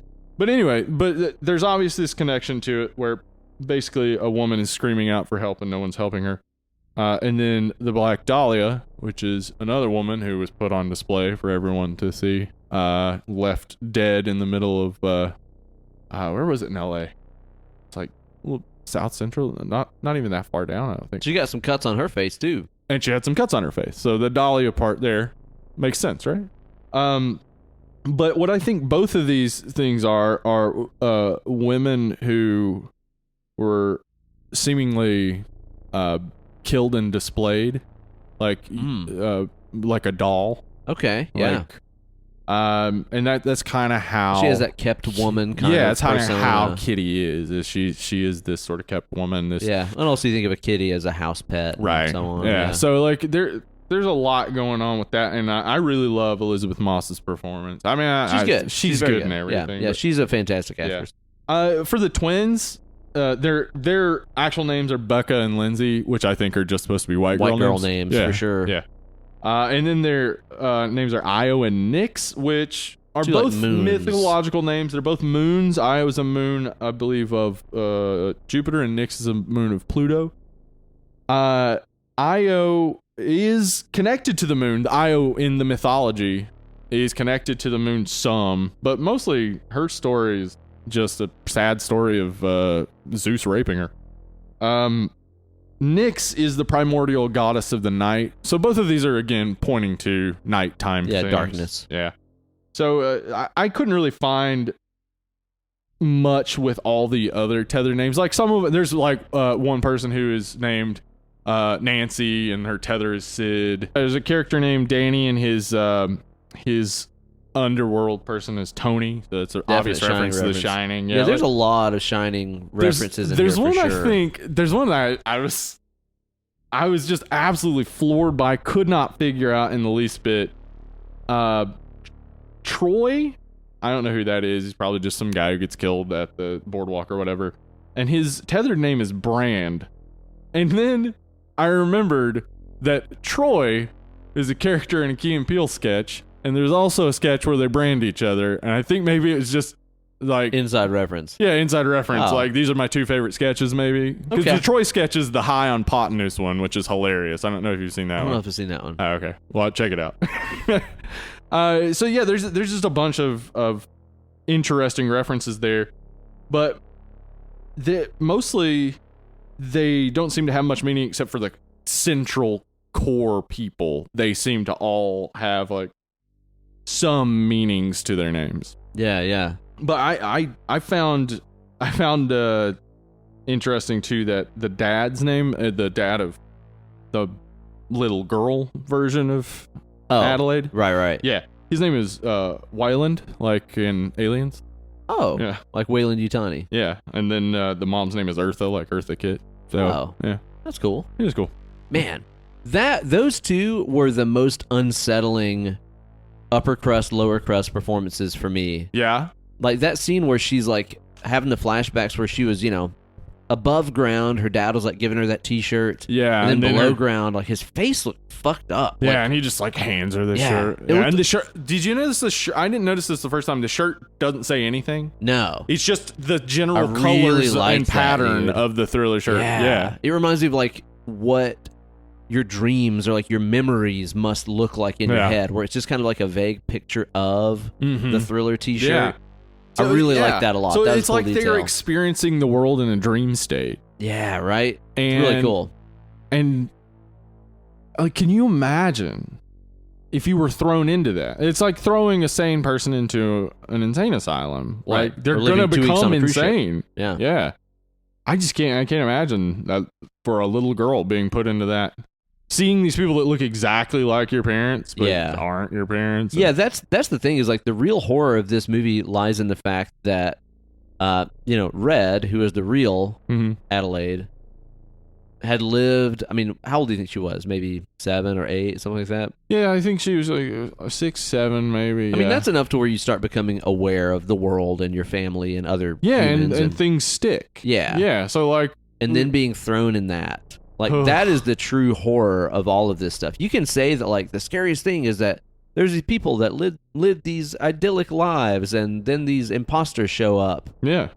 The really worst thing in this is that this little girl got thrown into this underground layer of these, like, quasi-humans. Yes. Holy fuck, man. And whatever magic it is, apparently, if you're underground, you are tethered to the one above ground. Whoever is above ground is the one deciding actions. So we see her then being tethered, like when they're doing the dance and everything, like she's like all over the place because she doesn't have control of her body. Yeah. But then she seems to somehow learn to control, like, and they become disconnected somehow. And again, but that's a little that's where some mythology. of the that's where it gets difficult and sticky, and maybe some of that exposition. Yeah, well, because she just kind of describes it as, and then the miracle happened, and it's like, it's a miracle, therefore I don't have to explain it. Yeah. Where again, it's like, that's where less exposition would have been more. It is. Yeah. I want to talk about, there are 2 religious perspectives presented in this. Yeah, I'm interested to hear about this, because there's obviously a lot of biblical perspective, and there's even talk of, like, God a couple times throughout this movie, as well as all the biblical names and stuff like that. But what's the secondary approach you're talking about here? Okay, so there's definitely the biblical approach with the Jeremiah 11:11, and we'll talk about what that means because it comes in. But the other religious approach is the Native American. When she walks into this is interesting to me, because that's something that is only there at the first of the movie. Like, later on, that same Hall of Mirrors has been kind of like whitewashed as like Merlin's Maze. Yeah, because people don't like when Native Americans are used as mascots and basically, I don't know, tokenized. Tokenized, yeah. That's exactly how to put it. That's exactly what they were going for, I think, in those days. Was just like, aren't they weird and kooky? Right. This is crazy, right? So Hopi Indians. The narrator, who is Jordan Peele, is talking about the Hopi Indian creation myth. Okay. Now, the Hopi Indian creation myth that they first talk about her. They're talking about the Spider-Woman being told to create these worlds, and it doesn't go further than that. The power goes out. But what happens in the Spider-Woman's creation bit? And this is like in the overdub like narration. Yes. In the Hall of Mirrors. Yeah. Got it. So what actually happens in that mythology is that there are 4 worlds that are created, and that as you progress from one world, you basically raised up from the ground into a new world by a tube. So basically sounds kind of like this. Old world and new world from underground. Ascending. Yeah, so he was getting into that creation myth specifically to point to that. Like that's how deep he was thinking in this, that the tiny bit of narration in the background in the Hall of Mirrors that doesn't even play all the way through was actually connected to the whole story. I was really surprised by that. And so it's interesting, though, when I was reading about Hopi Indian beliefs and finding out they have this huge connection to the earth, and this idea that, like, you should not remove resources from the ground and stuff like that, that basically it disrupts the earth and upsets the earth. And then the other perspective is this Christian perspective with this line, and this is interesting to me. Therefore, this is what the Lord says. This is Jeremiah 11:11. This is the scripture that we see written down, and then it's 11:11 is all over the repeated movie. Over and over. Yeah. Therefore, this is what the Lord says. I will bring on thee a disaster they cannot escape. I will bring on them a disaster they cannot escape. Although they cry out to me, I will not listen to them. And it's interesting. You're going from a religion that is very earthbound and seemingly about taking care of one another and taking care of the earth, to a religion that has a God that will bring a disaster on you that you cannot escape. Like, that is a thing he is capable of doing and will do and does do, in fact, in this very book, Jeremiah. Although they cry out to me, I will not listen to them. So I looked into this a bit. I read something. There's a Psalms verse that this seems to basically echo. And it really is about God committing genocide. It's about God killing a whole bunch of people because they wouldn't listen to him. Now, she says she saw the face of God, and the face of God is her above ground. Like, so to them, the above ground people were like gods. Wait, when she says I saw the face of God, right? Yeah. Oh, wait. Yeah, that's her seeing her above ground. But wait, no, but that's Red who says that. God, this is so confusing. I know. She says, I saw the face of God. Okay, so she's saying she saw herself, and basically now she has become God. Yeah, or something. Become the Savior. Yeah. And she's the one who is getting this fucking disaster on them that they cannot escape. So the not contradiction, but the fucking comparison, the parallels between the Christian hateful death god and this wonderful creation mythology, and how, like, one is about this happiness and contentment, and the other is about making everyone the same and getting justice for crimes and wrongdoings and things like that. So it's almost like Adelaide, when she was above ground, she had come accustomed to this more like peaceful, well, her dad's a little drunk, but they're having fun time at the fair or whatever. She's used to that, and then she's thrust into abject terror and horrendous shit, and her world is turned upside down.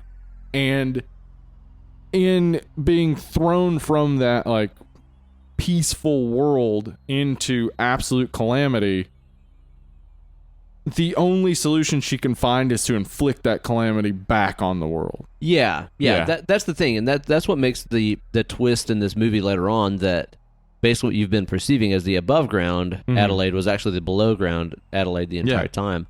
I think makes that more significant to show that if you were suddenly thrust into this lifestyle or this world that a lot of people on Earth live in, then you would suddenly have the same brutal animalistic attitude as well, you know? People who are put into situations where they have to become adults or they have to engage in these adult behaviors early, they escape adolescence earlier. The people who've dealt with the shit are oftentimes more prepared and more capable in the world. So what we find then is that when above ground Red, in her world, we never see her do much until she has to actually come into conflict with herself. All she's doing most of the time is saying, like, you know, she doesn't really want to go to the beach. She doesn't want to do this. She doesn't want to do that. She's constantly saying the things she doesn't want to do. And really, all we get from her is that she's just this kind of amorphous person who doesn't have much personality that comes through. Nothing really shines through. Nothing is very amazing about her. When they start talking about her dancing, that's the little bit we get about her that shows her to be more human. But when we meet downstairs, Adelaide, we see a person who not only is very capable, but has organized all of this over years and years of work. She had to have done so much to make this happen because everybody else is inept, incapable. Like, she's making this happen. Yeah. Everything around her is pain and torture, so she has to step up. So there's like this, what I'm saying, I would say this then is getting at is that people who come from poverty, from bad backgrounds, the people that the tethered seem to represent, maybe in some readings. Sure. The people that come from these hard backgrounds, they can be far more capable, perhaps, than the people who have money or the people who have succeeded. They can have more talent. They could be better. They can do more, but they're never going to get up that escalator that only goes down. Okay, yeah. They're never going to get up it because the escalator doesn't go up. Right.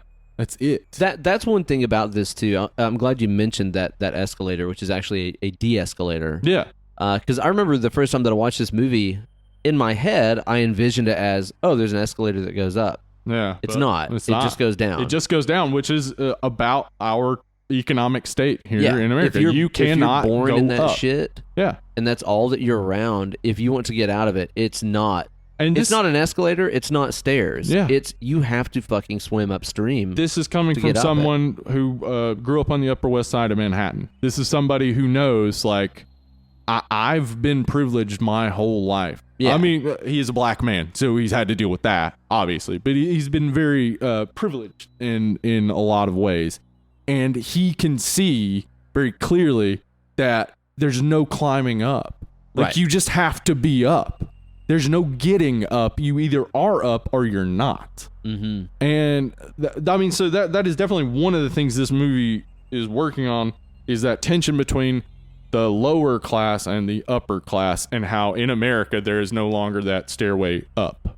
Right. It is only down. You can only fall from grace. You cannot get back up. Yeah. Yeah, I definitely agree with that. That's something that again, I didn't really catch the first time around. Whenever I watched it, but I clearly saw it this time. That's just like, oh yeah, that thing just goes down. Yeah, you know. Yeah, and she's able to get up it because the power goes out. That's what happens. Yeah. Oh shit. Yeah, she gets up. I guess so. Power goes out, and then she gets up to the top of the stairs, and then they meet each other.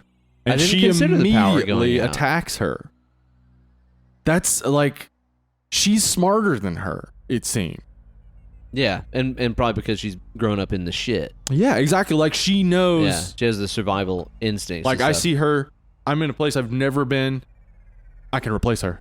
Yeah. Like, immediately. Right. Yeah. Cunning and quick thought. Yeah. So, like, the fact is then, like, you have to keep the tethered down. Well, because if you don't, they are that good. Because that's the thing that I think it's also trying to say too, is that the people that have been kept down the entire time, if you're the person that's keeping them down, you're also just arming them with the skills that they need to take over and destroy everything you've created. So fucking be careful. Yeah. It's a thing.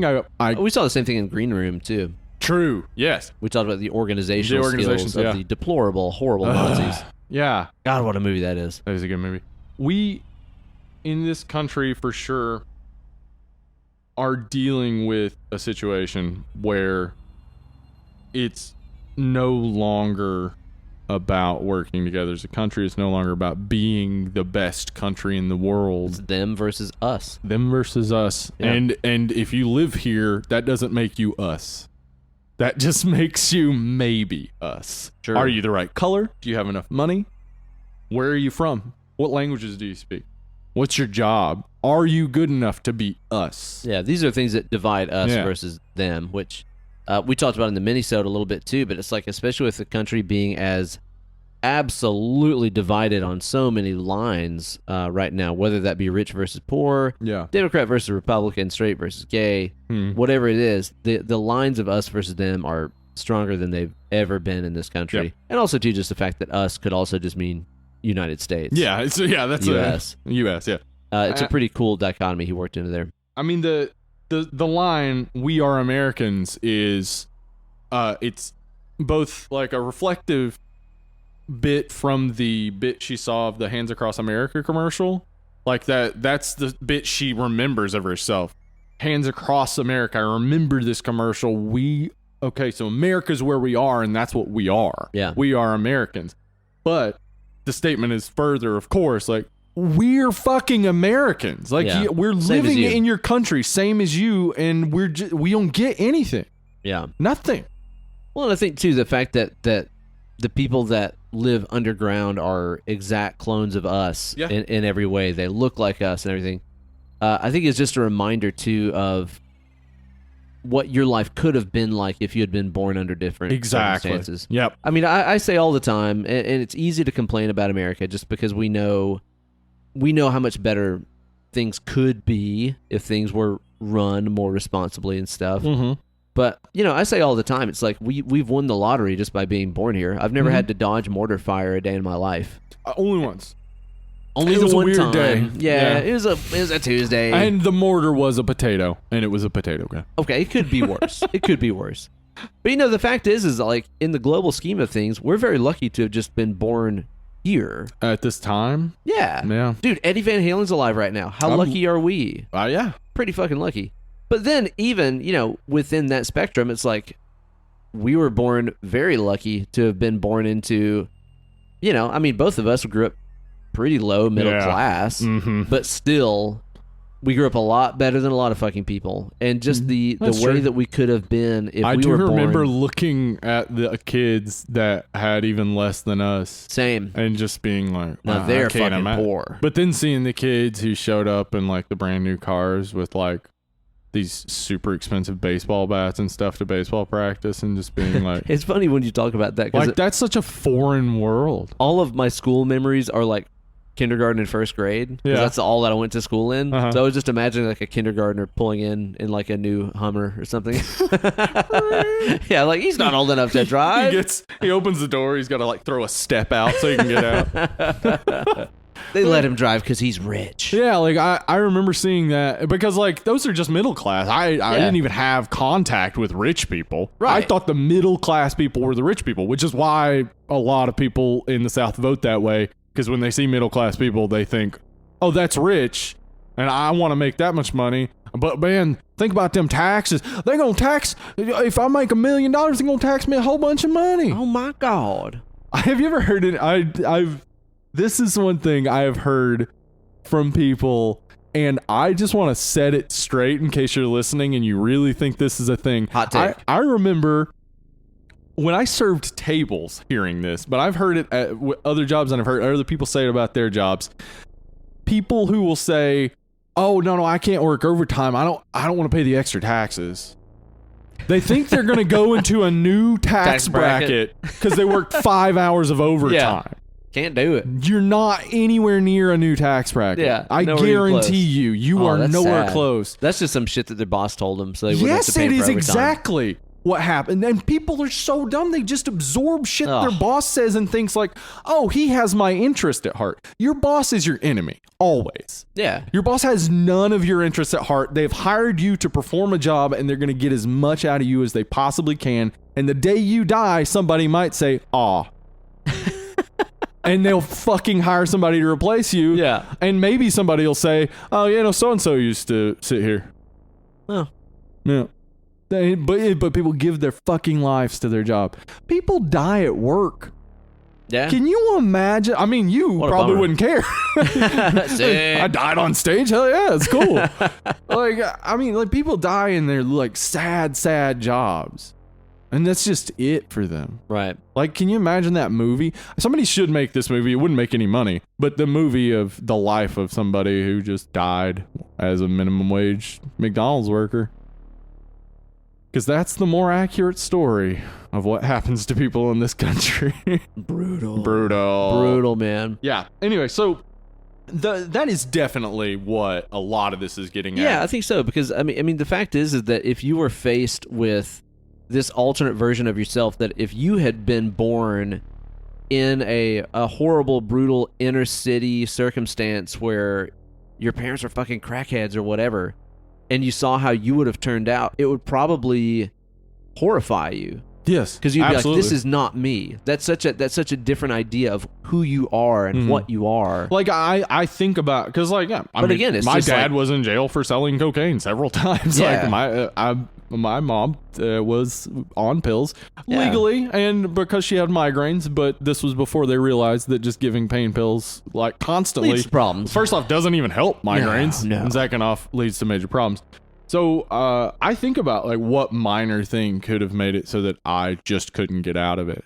Like I would say growing up pretty close to just being one of those people that just is a person, like an NPC basically. It just goes to work, hates people that don't look like him or whatever. Like how what would have had to change?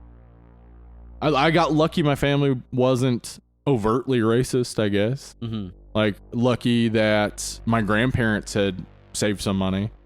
Other than that, like, it could have been just I'm just one of those pieces of shit that doesn't look... But I don't think that's even possible. Like, when I think about myself, how's that possible? But if you saw that version of yourself... you would be like disgusted because exactly, it is not what you identify as yourself. That's exactly my point. Yeah, because you decide who you are by saying who you're not. Yeah. And if you saw the person who is everything you're not, you'd want to kill that thing. Yeah, because you hate all of that. You've decided to not be that. Yeah. So if there was a racist drug addict Steve out there with like a bunch of kids living in a trailer in Talbot, like, yeah, I'd hate to see that. Don't tell shit about Talbot. Oh, and not that beautiful Talbot with the lovely, luscious hills filled with trailers isn't one of the most gorgeous places in East Tennessee. Damn right. Yeah. It's a good backpedaling right there. But, I mean, I think about that guy and I hate that guy and I don't want to see him. I wish that it wasn't possible he could exist, and that's where the hatred comes from because of the possibilities. Like, like where along the way could this have happened? And everything just goes to hell. Like, and you know, one thing that really kind of struck me this time around too, as I was watching the movie with a more careful eye, I guess, watching for those differences between the above ground and the below ground versions of these people. Did you even notice the difference in their hairstyles? Because if you think about it, like, okay, think about Red. Mm-hmm. Red has what we perceive as a very traditional, curly, sort of afro kind of look. Meanwhile, above ground, Adelaide is kind of rocking something that is the hair is down. Yeah, it's less scary to white people. Right, she's rocking some little braids. That's true, and also Gabe speaks in that white voice a lot, especially like when he was first talking to the family outside. He's in the nice like white voice, but then when he's like comes out with the baseball, he's like, all right, man, like he puts some bass to it. Yeah, that's interesting. And even too, like if you look at Zora's hairstyle is more, again, it's more of a traditional kind of like curly afro kind of look, and Umbre's is a straightened, so they're back. just opposites. Yeah. Huh. So they even went to that detail, which again goes back to the Michael Jackson thing to me. Yeah. It goes back to Jackson 5. Michael Jackson had a fro. That's true. Michael Jackson had... Yeah, he had that like jerry curl in the 80s. No, actually always after that. Yeah. And then just long, straight hair. Yeah. Again, more like... It just looked like a wig. I think it was very wet. I think it was disgusting. near the end. Yeah. So actually, speaking of Zora, that goes back to my point about like the difference between adolescences. Zora is talking about track and how she's just not interested in it or anything and whatnot. And it's obvious when we see Zora and Umbra together that Umbra has a lot of talent in running. She's fast. Yeah. And she has like the endurance to keep it up. So it's like they both have this natural talent, but Umbra is down there working on it. Whereas above, like Umbra, taking it for granted up there. Yeah, above it's being taken for granted. Down below, she's working her ass off to be the best at it because they're opposites. And so by doing that, then she has the advantage over her. It's interesting because having the advantage over her only matters because they're rising up. It only matters because they're deciding to not let this shit happen anymore. Like, they would never change. Everything would always be the same. There would never be a person who just accidentally went down and was like, hey, all these people look like people I know and they don't seem to have any like control of themselves. That's weird. I'll go talk to people about it. Like, it wasn't hard for the girl to find the like passageway that led down to the tunnel. And like if she found it, she would have found the escalator. And she would also know, probably from experience, that you can walk up escalators that are going down. Sure. It's very possible. Yeah. Just run. You'll get up there eventually. It's a little harder. It's hard, but you can do it. But like, so like it's crazy to me that nothing had happened up to this point to cause that. But then again, you'd have to assume because of the little bit of exposition we got that that means the government is somehow hiding it, I guess. But why was there's not like anybody guarding it? But that's the thing. It's also just like hiding under a hall of mirrors on a boardwalk thing where the Lost Boys is being filmed, I guess. Was this the plan all along, maybe? Is it like a hidden in plain sight thing? Yeah. Or it's just like we're acting like this isn't going on, but it's happening right here. Yeah. I don't know. That part, like with all the service tunnel connection stuff, was just like somebody has definitely come down here before. It's a service tunnel. Yeah, I should think. Like, how did they not come across this fucking escalator? These are the problems people have with the movie, and I think they just you're right. The extra exposition actually makes the problems. It makes it harder to take it as purely allegorical. Because if you take it just as allegory, it all works well. Like the rabbits make sense because the rabbits, like they're being fed the rabbits, but the thing about rabbits is eating rabbit only can cause what's called rabbit starvation. Yeah, you'll starve to death. Yeah, they're actually too high in protein and too low in fat. You're not getting enough of the balance, and you eventually waste away. So they're being fed minimal. They're being fed basically the worst stuff, the worst nutrition, the worst possible stuff. So that makes sense as a thing. Like you don't have to worry about who feeds the rabbits until you find out that this is part of a government experiment. Then it's like, oh, okay, well, if you're going to explain how this happened, then who feeds the rabbits? It's not much different than like if in They Live, if there would have been a big speech in there about like where the microchip that makes the glasses work the way they do comes from. And it's just like, this is not helping the movie. This is not helpful, yeah. The glasses work because they work. Now, I will answer some of the questions that I've seen where people are like, where did they get the fabric? Where did they get the scissors? Where did they get all this? Yeah, because that is definitely a stretch. The power would go out again, and she knows to just walk up the stairs. They don't. The rest of the tethered don't get it. Sure, she can eventually teach them, but she can just go up and get shit when she has an opportunity. So you're saying she's just been going up there and collecting stuff for this? Yeah. I mean, it's been with what years. She's probably stealing it. I guess. And murdering people, perhaps. But it's all like matching jumpsuits and matching scissors. Well, you just have to break into a fabric store and steal that fabric. You can make that. But later we get the impression that it's the like entire nation that's wearing the same thing. Okay, I had a question about that. Okay.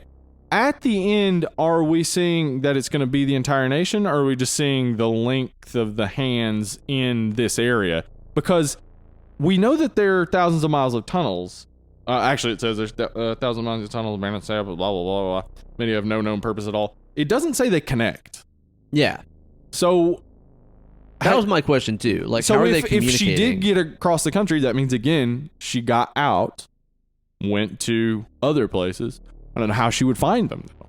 That'd be a lot of legwork, Steve. Yeah. So I think at the end, what we're seeing a stunning amount of organization, considering you're dealing with a non-verbal, non-speaking group of people. Exactly. That'd be a little hard, man. I think at the end, what we're seeing though is just the Hands Across America of the people there in Santa Cruz. Do you remember Hands Across America? Whenever that was like a thing in real life, I don't. Like, I thought that was something they made up for the movie, but I guess this is real, and they really did this. I do remember it being a thing. It wasn't something that I remember because I was in Jefferson City. I don't think it was coming through Jefferson City, but I believe they did it maybe up here in Knoxville.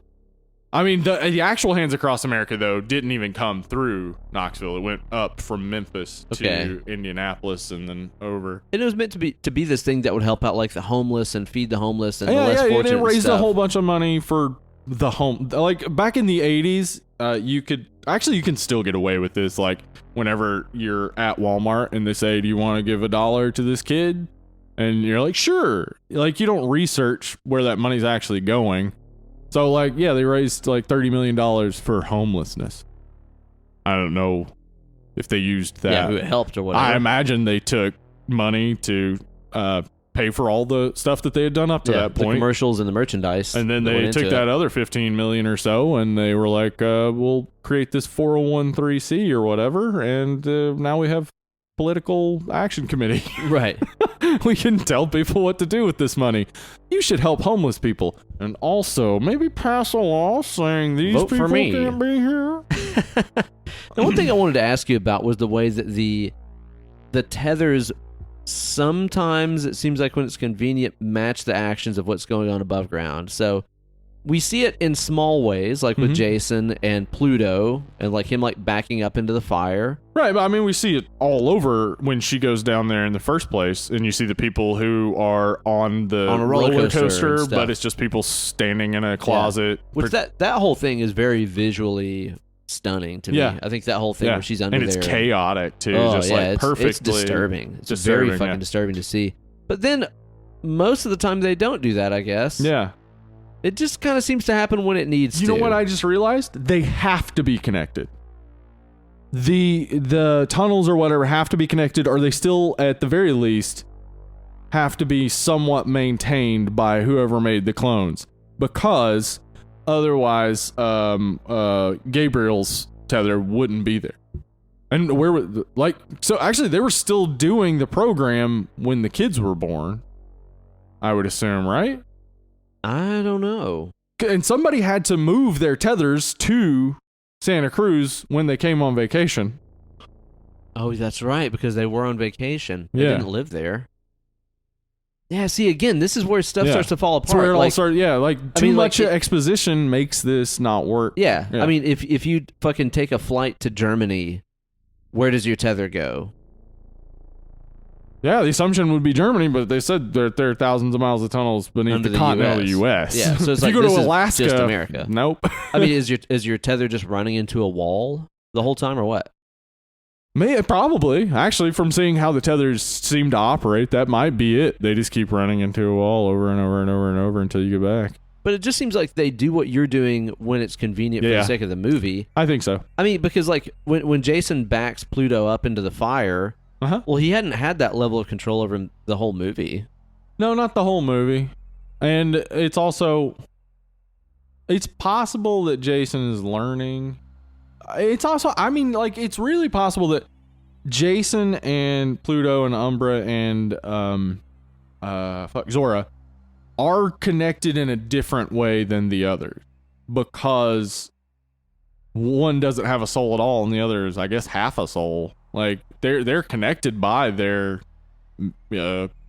genetics, I guess. Yeah. Right? Some they'd have to be.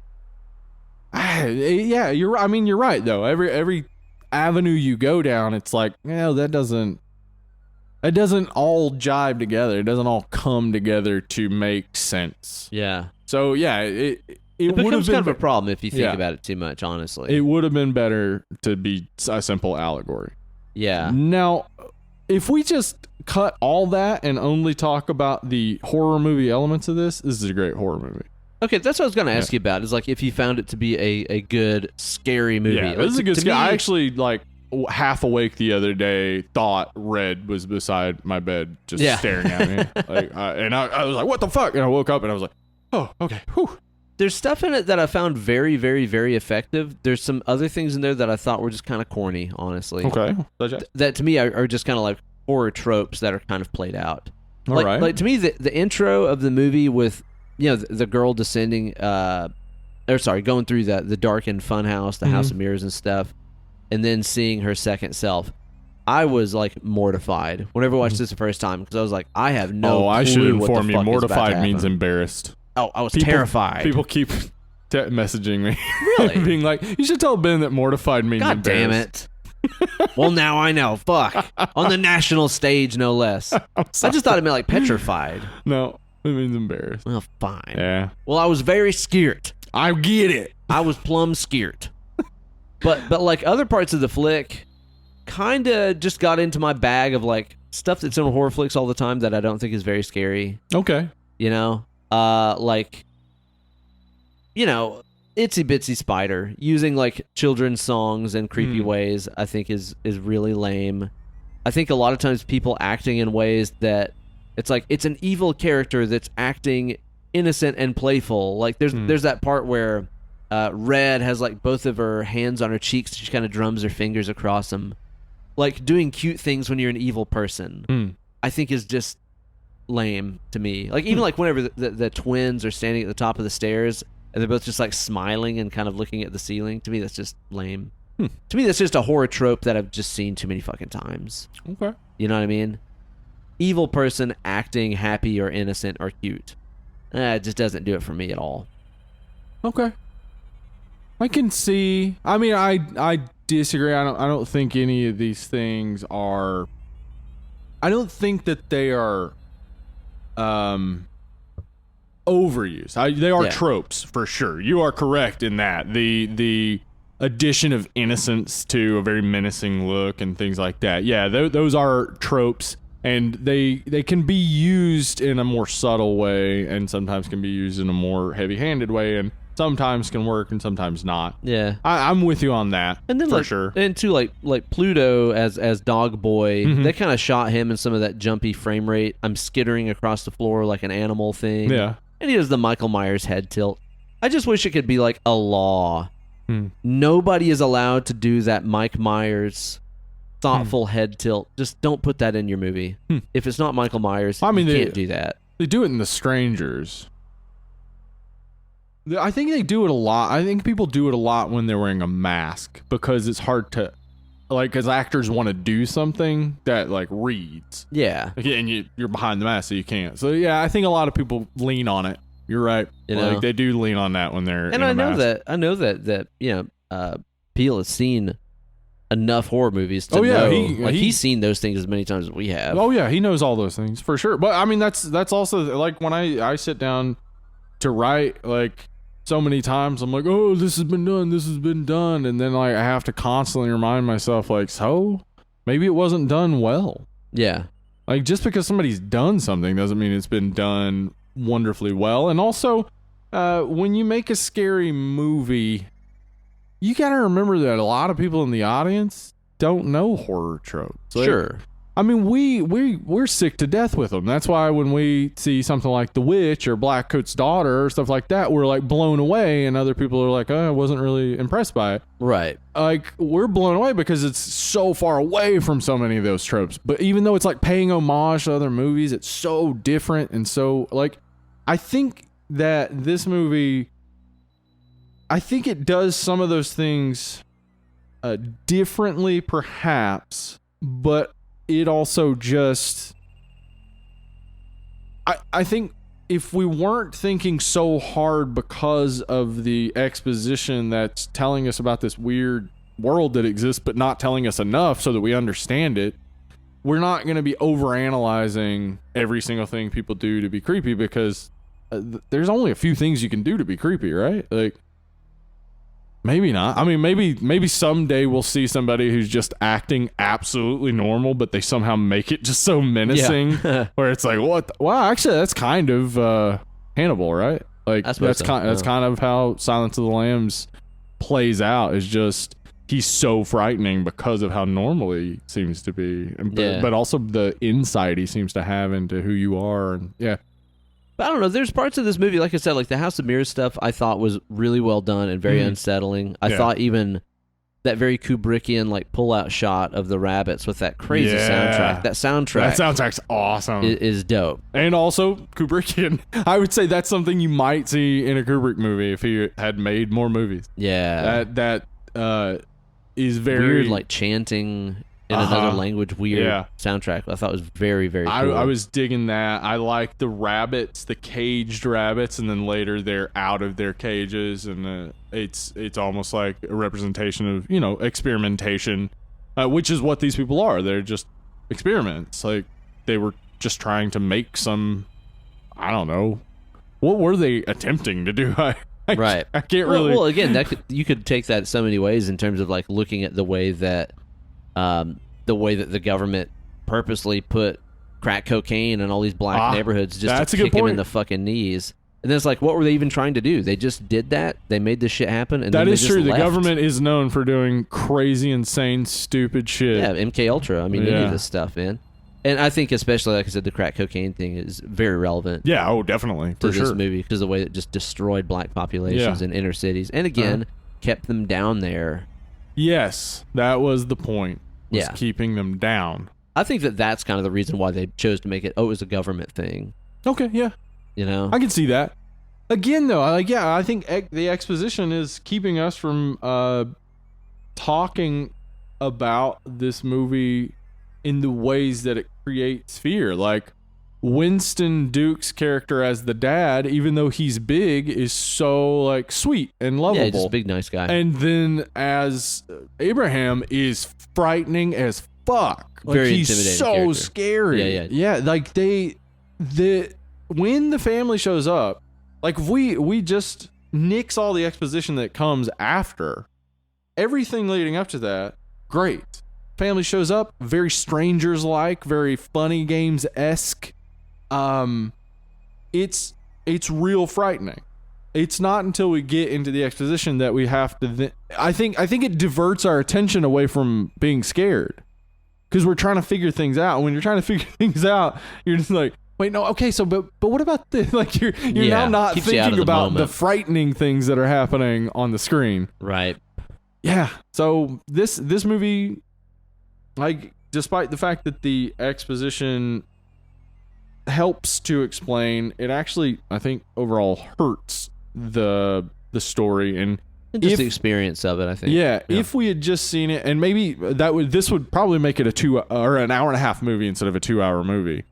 But if we just get all the events without the explanation, I think it still makes all sorts of sense. Yeah. Yeah, exactly. It lets you actually look into it more deeply, allegorical. Yeah. I think if you do it that way. Mm-hmm. There's some decent kills and stuff in this too. Yeah. I think the motor kill, like when the Abraham gets killed by the boat motor. Yeah. Oh, it's really cool. Yeah. But you know what the problem that I have with it, and again, this is just kind of one of those logical things you can sit around at this movie and be like, wait, that doesn't really make sense. Why did Abraham decide to take him out on a boat to like throw his body in the water in a bag, like he was trying to hide the evidence or whatever? It's clear that they were out just to make a complete domination of this above crust society and just kill them all.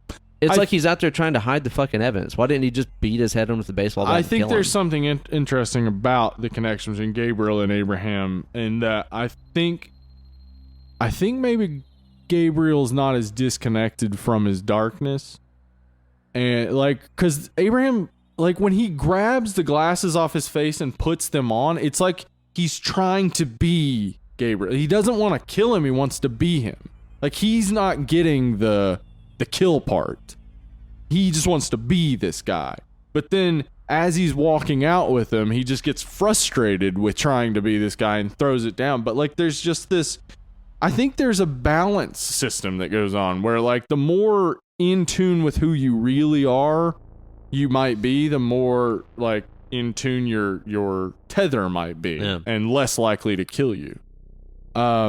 So maybe that's it. Boat? I mean, that exactly. Maybe that's all just convenience and used to make an interesting and kind of funny him being dragged behind the boat. But that's the thing to me that was kind of odd is like when it came to the family. Again, Abraham took Gabe out to the boat. Umbre chose to chase Zora. Well, yeah, and I mean that's Jason just sadism. Just went to play, I guess. Yeah. But then, like when you get to the other family, like the is it the Tylers? I guess. The white family. They just come in and kill. They just come in and just murder him. Yeah. Like it has nothing to do with playing. But I would say for sure those people are more vapid than our other family. I suppose. Like that's what I'm getting at. Is that maybe the closer you are to your center, the closer you are to who you actually are, where you accept like there is this darkness in me. And I accept that. I'm not going to act on it. But did the tethered come up to the above ground to destroy the above ground civilization or to play with their food? It just seems counteractive and counterintuitive to what their actual purpose is. Sure. And that may be more specifically she wants to torture the family. And she's told them like... Well, it is because she also knows this is the family I should have had. Yeah. I was supposed to be up here. Yeah, and she's angry at that. Yeah, and she wants them to suffer. Well, and that's the other side of the coin, too. Like I was talking about earlier about like what it would be like for us to see the versions of ourselves that could have been if we had been born under less fortunate circumstances. Well, think about the other side of the coin there, too, where it's like to our less fortunate selves, imagine what it would be like to look at us.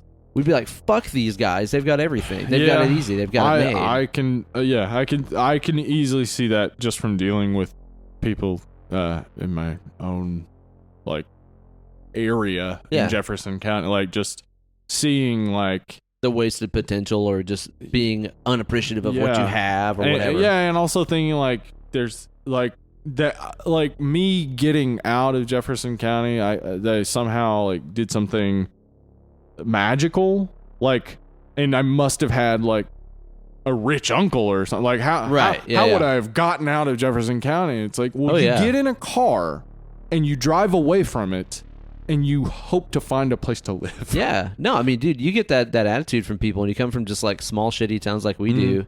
And now that we live in Knoxville, which isn't even like a big city or but they think that like you're highfalutin. Oh, you think you're so cool. I could never do that. Yeah. It's like, you really could. You really absolutely could. And in fact, it wouldn't cost you much more money. Yeah. It is true. Like that these tethered are going to be seeing, no matter what it is above ground, is better than what they have. So that's why it's interesting that the first tethered we meet is the homeless guy who, the 1111 guy. Jeremiah 1111. Okay. So, that homeless guy, like we see him dead and it's almost like it's from the perspective of Jason, like because they're driving past that ambulance and the mom says like don't look, and then like the camera's looking kind of from the back seat and it's like maybe this is supposed to be Jason's perspective. And then when they're on the beach and Jason's walking around and he sees that person with blood dripping from their hand, but we don't see their face, and he's staring at him, we find out later that is the homeless guy. So he saw this guy dead just a little bit ago, and now he sees this guy standing there with still alive with blood on his hand and 1111 like scratched into his forehead. Yeah. So like Jason's experience is he's the first to see them. He's also the first to say there are people outside. Like he's constantly having this experience of clashing with the knowledge. Like if this movie had been told from his perspective, it might actually be way better. And then he's also the one that seems to realize at the very end of the movie that his mom is not his mom. Yeah, but it is his mom. I mean, it's his actual mom, but she's the tethered mom. Yeah. Yeah. So no, it does seem like his outlook and his perspective is very important on this movie. So, I think I'd like to watch it again with that in mind. Oh, I can't remember what I was getting at about the first tethered to come up from, or the first replacement. Yeah. Being the homeless guy. Whatever. I'm all over the place because, like, seriously, this movie is all over the place in a lot of ways. Like, these connections all work. It's like an intricate web, which is why his connection of Spider-Woman and Itsy Bitsy Spider thrown in at the beginning. Like, it's a very definite interconnected web, and if you could see it all, I bet it would make a whole lot of sense. Or it might look like Charlie Day in Always Sunny with his map with all the red strings all over it.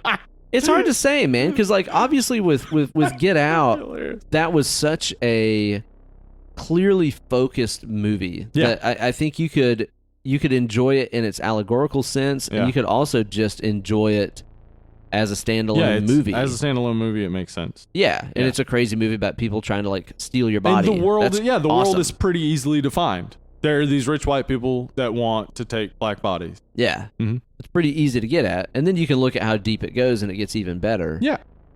Sometimes I feel like there's almost too much in this movie. Yeah, that's exactly what I would say, is that this movie gets too much. Now, here's what could happen, and I hope this is what will happen.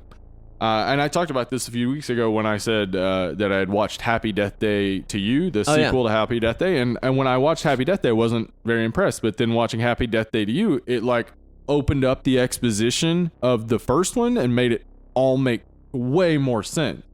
And made me enjoy the movie so much more. And, like, made me think, like, oh, well, that is actually a pretty good movie. Okay.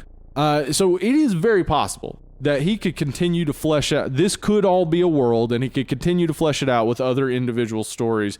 And slowly we get to this central, like, idea of what's happening. Like, who's making these things occur? I don't know that it will. I would say that, I mean, one, he's really getting heavy into producing, which I understand. That's where the money is, and it's less work. All right. Yeah. So he seems to be really leaning into producing with The Twilight Zone, and he's got that Nazi hunting show coming out on Amazon Prime.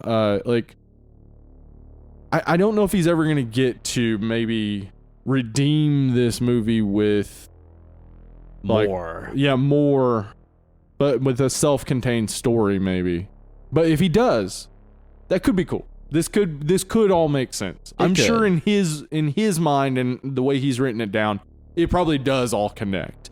But it's just so much. It's so much to try to connect all the things. It's odd to me because it simultaneously feels like there's still more left on the table, but there was also too much here. Yeah. In a lot of ways. Yeah, I mean, actually, this is like kind of a curse of Wikipedia.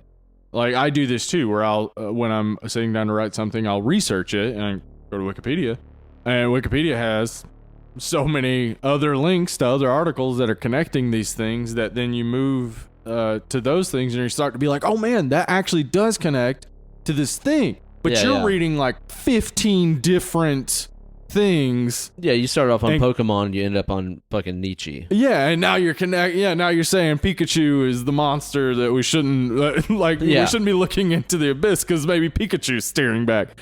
Like and so I think maybe this just got away in a lot of ways where it was like, it's ambitious. It's very ambitious. It was like, all these things do connect, and it's absolutely true, but it's not going to connect in the audience's mind. They don't know all these things. If you haven't been there every logical step of the way that you went to come to these conclusions, it can seem pretty stretched, you know? Yep. And I don't know. I think that's just overall my biggest complaint with this movie is it's simultaneously too much and not enough. Yeah. If you want it to be a logical thing where there is a reason why these things happened and how this program worked and how it was abandoned, cool. You can make it about that. If you just want to make it purely allegorical, where these things don't really have to make sense, it's just there for you to observe society through a different lens, great. I love those kinds of movies. That's fine too. But it seems like it's kind of trying to get a toe in both waters to me at a lot of points. And it doesn't necessarily make for a great story. I mean, because essentially the entire plot of this is there's a family. Some other people look like him show up. They terrorize him. And then they find out that the mom was one of them. That's kind of the whole story. Yeah, I was trying to think that through as you were talking about it. It's just because the other stuff that happens, like the stakes never get higher. No, there's not really like an escalation of tension or danger or anything like that. I mean, yeah, because the danger is there the moment they show up. Like, yeah, and that's like 20 minutes into the movie. It's early in the movie, and then the next hour and 40 is just kind of like, well, they're still getting kind of terrorized. Yeah. That's about it. Yeah. I mean, it's a lot of set pieces kind of too. Yeah, just thrown together. Like, these are scary moments. Like, how relevant would this be to a story? I mean, I get them leaving their home, trying to escape to go somewhere safe, and finding out that place is not safe. That is a great horror beat. Yeah, sure. But then beyond that, now that they've found out that no place is safe, and she's saying we need to go to Mexico or whatever, and it's like, yeah, like that's actually how this should end, probably, is them just escaping, like not dying. Well, but then the thing is like, having seen Get Out, where that movie, and again, it's no fair to compare somebody's second movie to the first movie. You spend your whole life writing that first movie. Right. But still, with Get Out, it showed that he really knew how to make that just pressure cooker of tension. Yeah, because that's all set getting higher and higher house. and higher. Yeah, dude. And at first, it's just like, man, the parents are treating him like he's this trophy black guy and stuff. Right. And then it's getting weirder, and you're like, oh, dude, you got to get the fuck out of this place. The tension just keeps getting higher and higher and higher that whole movie. Yeah. This, honestly, the tension kind of peaks at 20 minutes in. A family shows up. I mean, they look just like us. What the fuck? It never really gets higher than that. I mean, it certainly does diminish the tension when the first one of the family they kill is the most intimidating. Yeah. Yeah, the fact that the dad other dies first. Yeah, he seems like the most dangerous one. If they hadn't done that, actually, like what if instead of killing any of them there, the menace is still behind them, they get away, they get to the neighbors, and then find out, oh, this is happening with them too. And then maybe you get a third because, threes work with people for some reason. You get a third instance where they think they're getting away, but then they find out, oh, no, these people are also these type. I mean, what is your ending then, though? Like, right. It's got to go somewhere, and that somewhere was just everywhere, kind of, right? Yeah. Where it's just like, it doesn't hit in that exact moment. Never really gets to a fever pitch to me. Yeah. I am saying all this, but I highly enjoy this movie, and I still like it. Really like watching it. Like I'm actually not.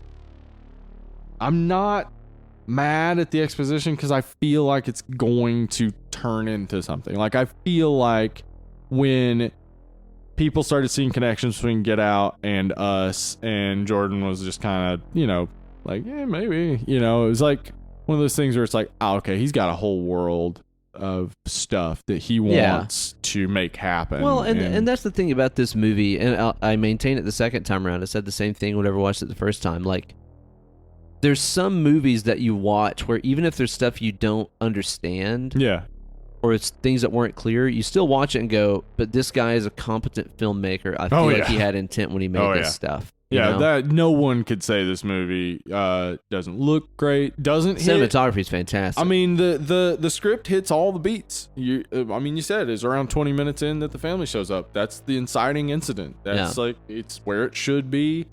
It's progressing right. They're moving along, but then like the ending has to try to explain all of this, and I feel like it actually may have been better if she couldn't talk at all. If the tethered had learned to speak above ground, and her voice box had been permanently damaged, she couldn't speak at all.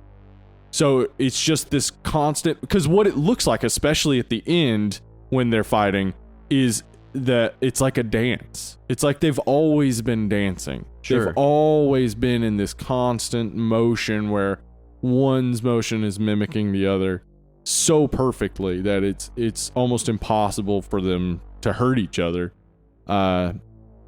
It would have been very interesting if all of the events had happened. She had never spoken a word. They get to that point. We're seeing all the stuff down there. We're seeing all this stuff. We're not explained it at all. We see the dance fight, etc., and then she's dead. And then the end. And we're left with lots of questions, but also, like, they're questions that could be answered with the movie itself. Like, you could just be like, well, we knew they were bad. Like, we don't have to have a reason to, like, we don't have to like them. We don't have to, like, sympathize with them. But then that undercuts all of the allegory. Yeah. So it's a movie that it's about, I'd say it's 5.5 pounds of shit shoved in a 5-pound bag. Where it's like, a little much. Yeah. Like, you might be able to stuff it in there, but it's a little much. I think so. But it definitely seems like it was made with intent and with a keen eye, and obviously incredible attention to detail and research with all these things like you're talking about, all the names and connections across this. Everything was done very deliberately, but that doesn't necessarily always make for a fantastic story. Oh yeah, no, just because somebody knows what they're doing and has like this the Dream Theater vision has never written a song as good as the fucking Beatles. Yeah, that's true. That is true. Or Absolutely fucking Nirvana, true. you know? Yeah, that's true. I mean, I would say, yeah, maybe over much.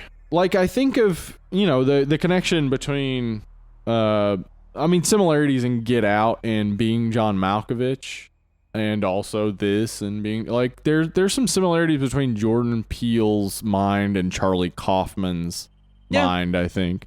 And because of that, just like Charlie Kaufman, I assume Jordan Peele is oftentimes tortured by the fact that people don't see the connections that he sees. Probably so. Yeah, probably. So he's probably listening to this right now. I'm sure. Just punching his steering wheel. I bet he's got a lot of time listening to podcasts. Drop us an email and let us know what we missed. Say hi to Chelsea for me. You got anything else about this movie you wanna pick apart or point out, Steve? No, I mean, really, what I would say that in the end, like, the important thing to take from this is like what it's about, what the central theme is. Yeah, is that there. Okay, whether we are speaking of ourselves or others, we are inseparably connected. Yeah, we're all just human beings. Yes. We're all Americans if we're living over here. We are inseparably connected to the things that we hate about ourselves, the things we don't want to be. We're inseparably connected to them because we are defining ourselves against them. We are inseparably connected to all people in the world because we can't just kill them. That's just true. Like, you run into people who challenge accepted. You run into people who oppose your viewpoints all the time, and you just got to learn to coincide.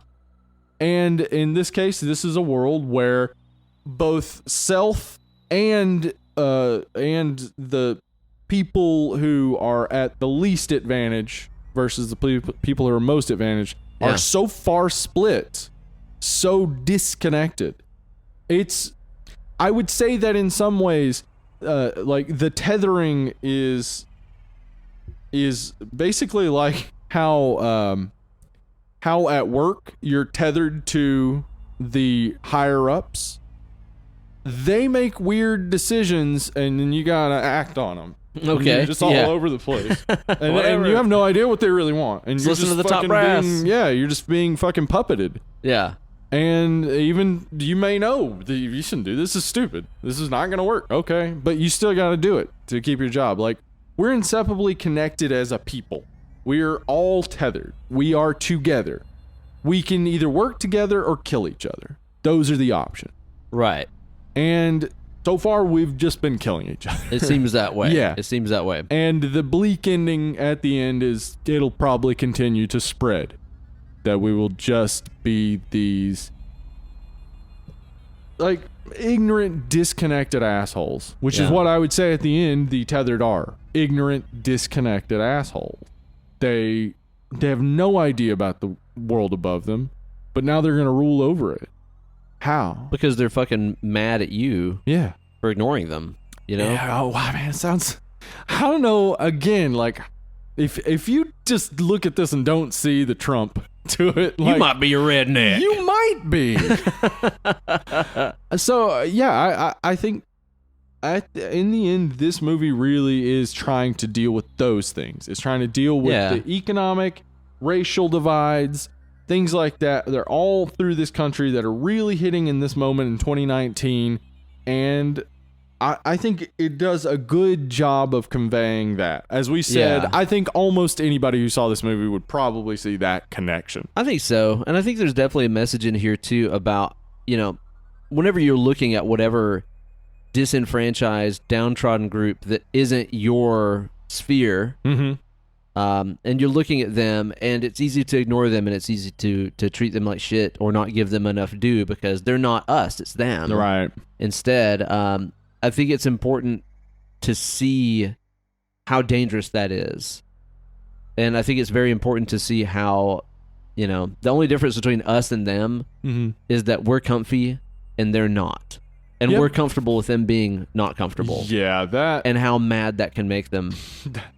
And how powerful that can make them as well. Yeah, that is enraging. Yeah. It is just enraging. Like, because there's nothing more powerful. There's nothing more powerful than a group of people that have been ignored. No. You know? The anger that those people must feel.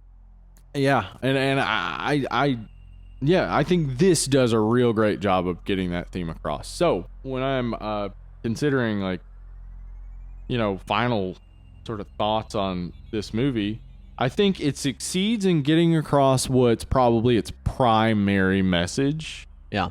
It's, for me, I think extremely well shot. Love the lighting choices. I love just everything about the look of the movie. It's fantastic. I like the very specific look of the tethered.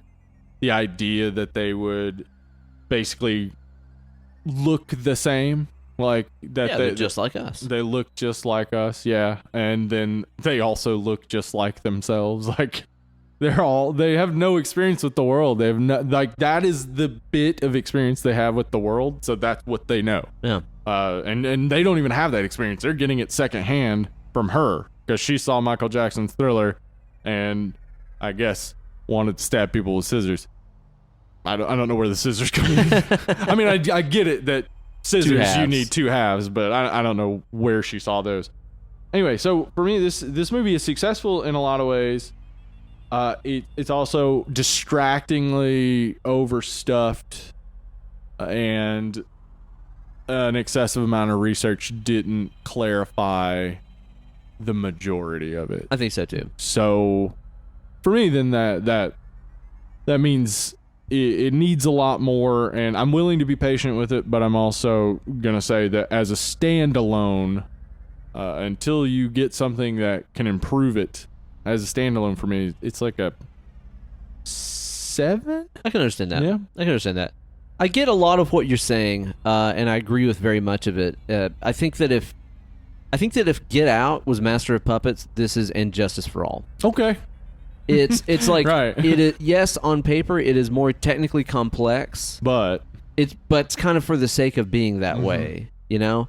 I feel like this movie sort of valued social commentary and allegory over telling an actual compelling story at times, and making a movie that is entertaining and gripping. Yeah. I mean, like I said, to me, the fever pitch is when they're in the house, like 20 minutes into the movie. Mm-hmm. It never gets more intense for me from there on out. The stakes never get higher. No. Things are never really in danger more. Mm. It just kind of keeps you at that plateau. And again, that's kind of an Injustice for All thing to me. It's like the songs are longer.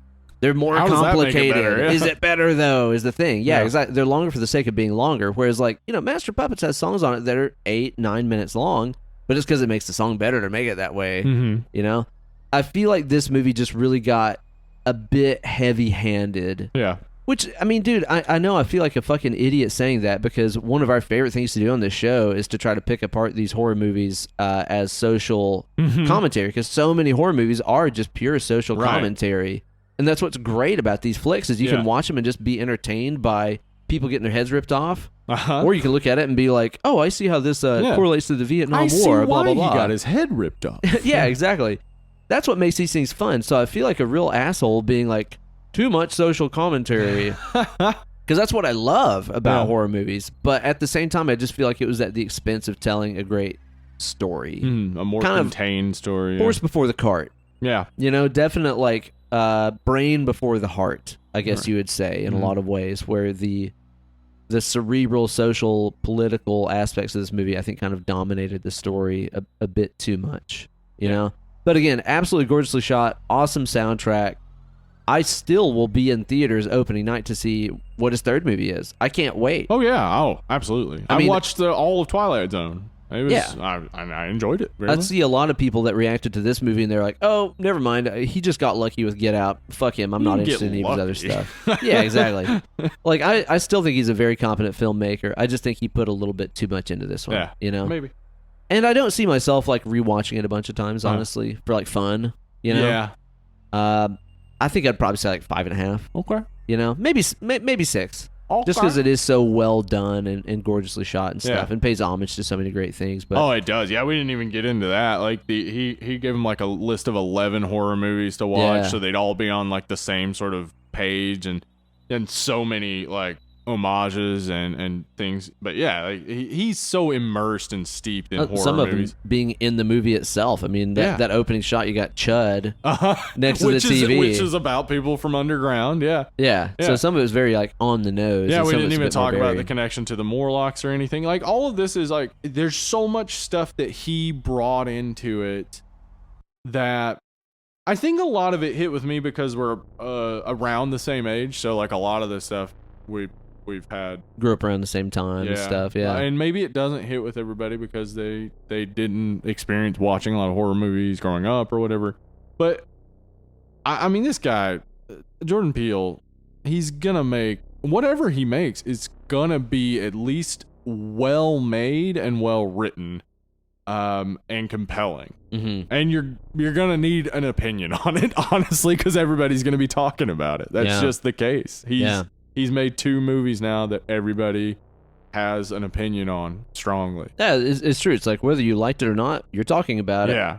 Because I mean, I don't sit here and talk about Oculus or something. Like I didn't really like it, and that's about it. So I never get back to it. Yeah, like I'm not going to talk about it. The end. Right. Yeah. Still think it's worth a watch for sure. Definitely worth checking out, and it's also definitely worth you going out and voting. We got the Democratic primaries and stuff coming up soon. Yeah. Don't forget, if you don't vote, you don't get to complain. Also, if you're a Republican, go vote in the Republican primary. Go vote in that too. I know all you guys don't want Trump again. Well, not all of them. A lot of them do. I know. But if you don't, go vote or you can't complain. That's the bottom line. You also need to remember you might need a backup because that guy is old and suffering from dementia. It's true. Yeah, that's not conjecture. Yeah. That is a fact. Mm-hmm. So vote on the best backup. Which is, you only have one option, I think. There's only one other guy around. That 100% the most weak people in the world are all Republican politicians. Every single one of them. Not one of them, aside from that one dude who knows he's not going to get votes, not one person was like, I could probably contend with Trump. Mm-hmm. Mitt Romney with his brave vote to impeach Trump. Look out. How about you run for president, you billionaire piece of shit? Maybe try that. Yeah. That's a good point. I would vote for Mitt Romney over Trump. Oh, for sure. 100%. So. If that were an option, honestly, if it were Mitt Romney and Joe Biden, that is like that's like the Futurama, the 2 clone dudes in different colored ties running for president. Yeah, it's kind of tough. It's who cares? One's a Mormon, one's a Christian. Suck. Yeah. That's about it. That's a good point. You kind of sound like you're fixing to call these guys out for like maybe a big match at SummerSlam or something. Yeah, listen here, Joe Biden. All right, at SummerSlam, I'm going to take you down. I'm going to take you down to the ground. Uh-oh. You say you don't want to change a thing? Well, I'm going to change your face, brother. So be sure to go out and vote in them things. Also, if you want to vote on what movie we should do later on in the future of the show, we have a Patreon page where if you support us on the $5 level, you can put in a vote or whatever movie you want us to cover, and we randomly pull those from a hat. And we do those, I think we've decided now, on the 4th episode of every month. Yeah, our Patreon pick will be the 4th episode of every month. So you will you'll hear the announcement after the 3rd. And if you are a Patreon member, patreon.com/deadandlovely. If you are a $5 member, I will start asking at the 2nd week. We'll do the what you call it. I know this is a little hard. Some people have messaged and been like, "Oh, I'm always missing the Patreon thing." We've kind of done it at random. Yeah, because it's all over the place, and that is an issue of just we have to have time to record the video. We don't always have a lot of time. So we will try though in the future. Now that we've figured out we're gonna do it the 4th Sunday of every month, we're gonna try to have the Patreon submission post up on the same time every month so that everybody knows and everybody has time to post something. That's right. You guys can also follow us on Instagram and shit. Tell them about it. Instagram.com/deadandlovely. Oh wait, no. The Instagram is Dead Lovely Pod. Sorry. That's it. That's the one. Yeah, and at Dead Lovely Pod on Twitter. deadandlovelypod@gmail.com is our email. What else are we? YouTube. We got the We're YouTube. on there, Dead and Lovely. We're all over the place, man. Discord, etc. And we have t-shirts still. We got a few of those kicking around.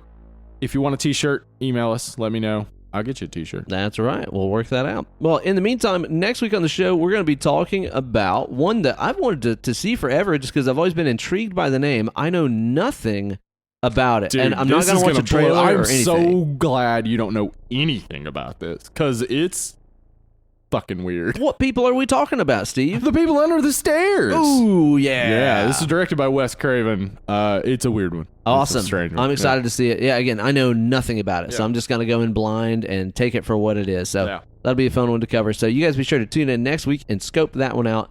In the meantime, thank you guys so much for listening to the show. Rate and review on iTunes, and if you do so, be sure to leave a question at the end of your review, and we'll answer that on a later FAQ that we'll do as part of the Preview Palace. So be sure to go on iTunes, rate and review, put up a question about anything you want, and we will answer that on a future episode.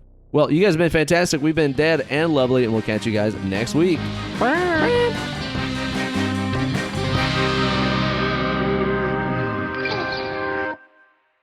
I'm just saying, there could be a situation where you find yourself and you've been set on fire. Perhaps there's some sort of accident. You're going up in flames. Mm-hmm. And you remember your training to stop and drop. Right. But then what if you've listened to so much DMX that the only thing you can think to do next is to set him down and open up shop? Yeah, you just set him down and you open up shop. And then, I don't know what you're selling. Oh, Rough Riders Roll. Screams, probably. Well, that's the thing, though. Buy a scream from a man on fire. Eventually, he does get to Rough Riders Roll, so then maybe you roll and you put out the fire. You know, after you shut him down and open up shop, of course. I never really put together that obviously DMX thought of Stop, Drop, and Roll with those lyrics. Right. I hadn't either. Shit. Fucking genius. Wow. Love you, D.